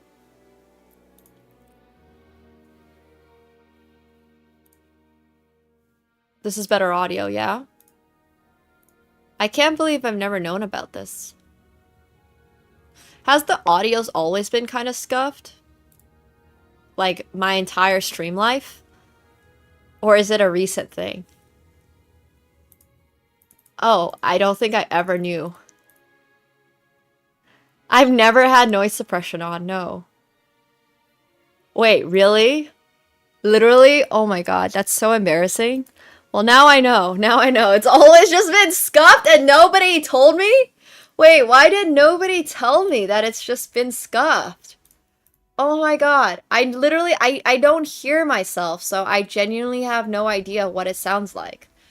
Because I don't, yeah, like I said, okay, well, it's a different story for why I can, and, like, okay, my own interest in listening to my voice is very low. The TLDR for this is, yeah, like, just to be very clear, I don't know how anybody can listen to themselves and not be like, so I absolutely do not enjoy listening to my own voice, which is okay. I think a lot of people, they're called politicians. That's so funny, actually. Um, that's actually amazing. A few people can. I almost died listening to. But yeah, that's basically me. That's basically me. So I don't listen back on it. So the only time that I really hear if my voice is okay or not is through clips. But any time that I make myself a Twitch clip, it always has sounded okay. So yeah. Yeah. Hopefully. You clear the audio in post? Oh, I had no idea. Wait, so has it really been that? Nobody has told me that it's that bad. Oh my gosh, you guys are so annoying. Why don't you guys just tell me that it's like my audio is bad or something like that? It wasn't that bad, but like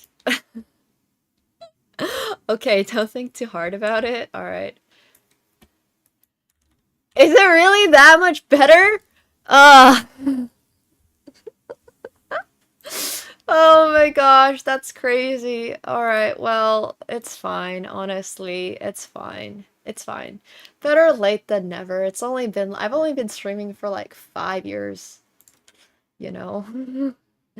It's all good, no problem. Alright.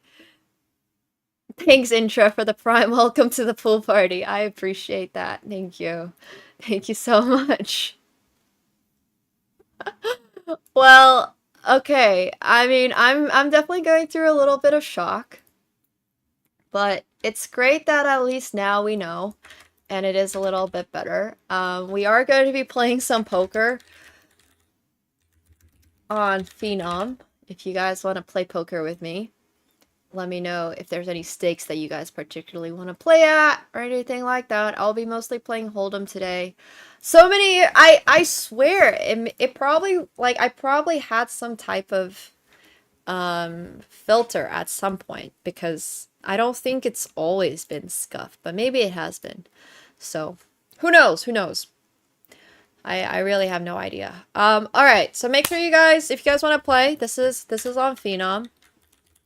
It is going to be our poker hours. I'm gonna play 2 tables. Okay, I do think that a large amount of the time I am just kind of like talking. So it makes sense that you guys are not going to be able to hear some of the stuff that I'm saying. Or sorry, you're not going to hear the background noise just because I yap so much. So. Alright. Well, now it's a little clearer because I turned the audio off, because I do want to hear for myself how it's going to be when I like look back on the VOD. Like, I'm actually going to go and accept that I should listen to myself. Okay, I actually will not overthink it, I promise. Okay. Yeah, I'm sure it just doesn't matter too much. Thanks.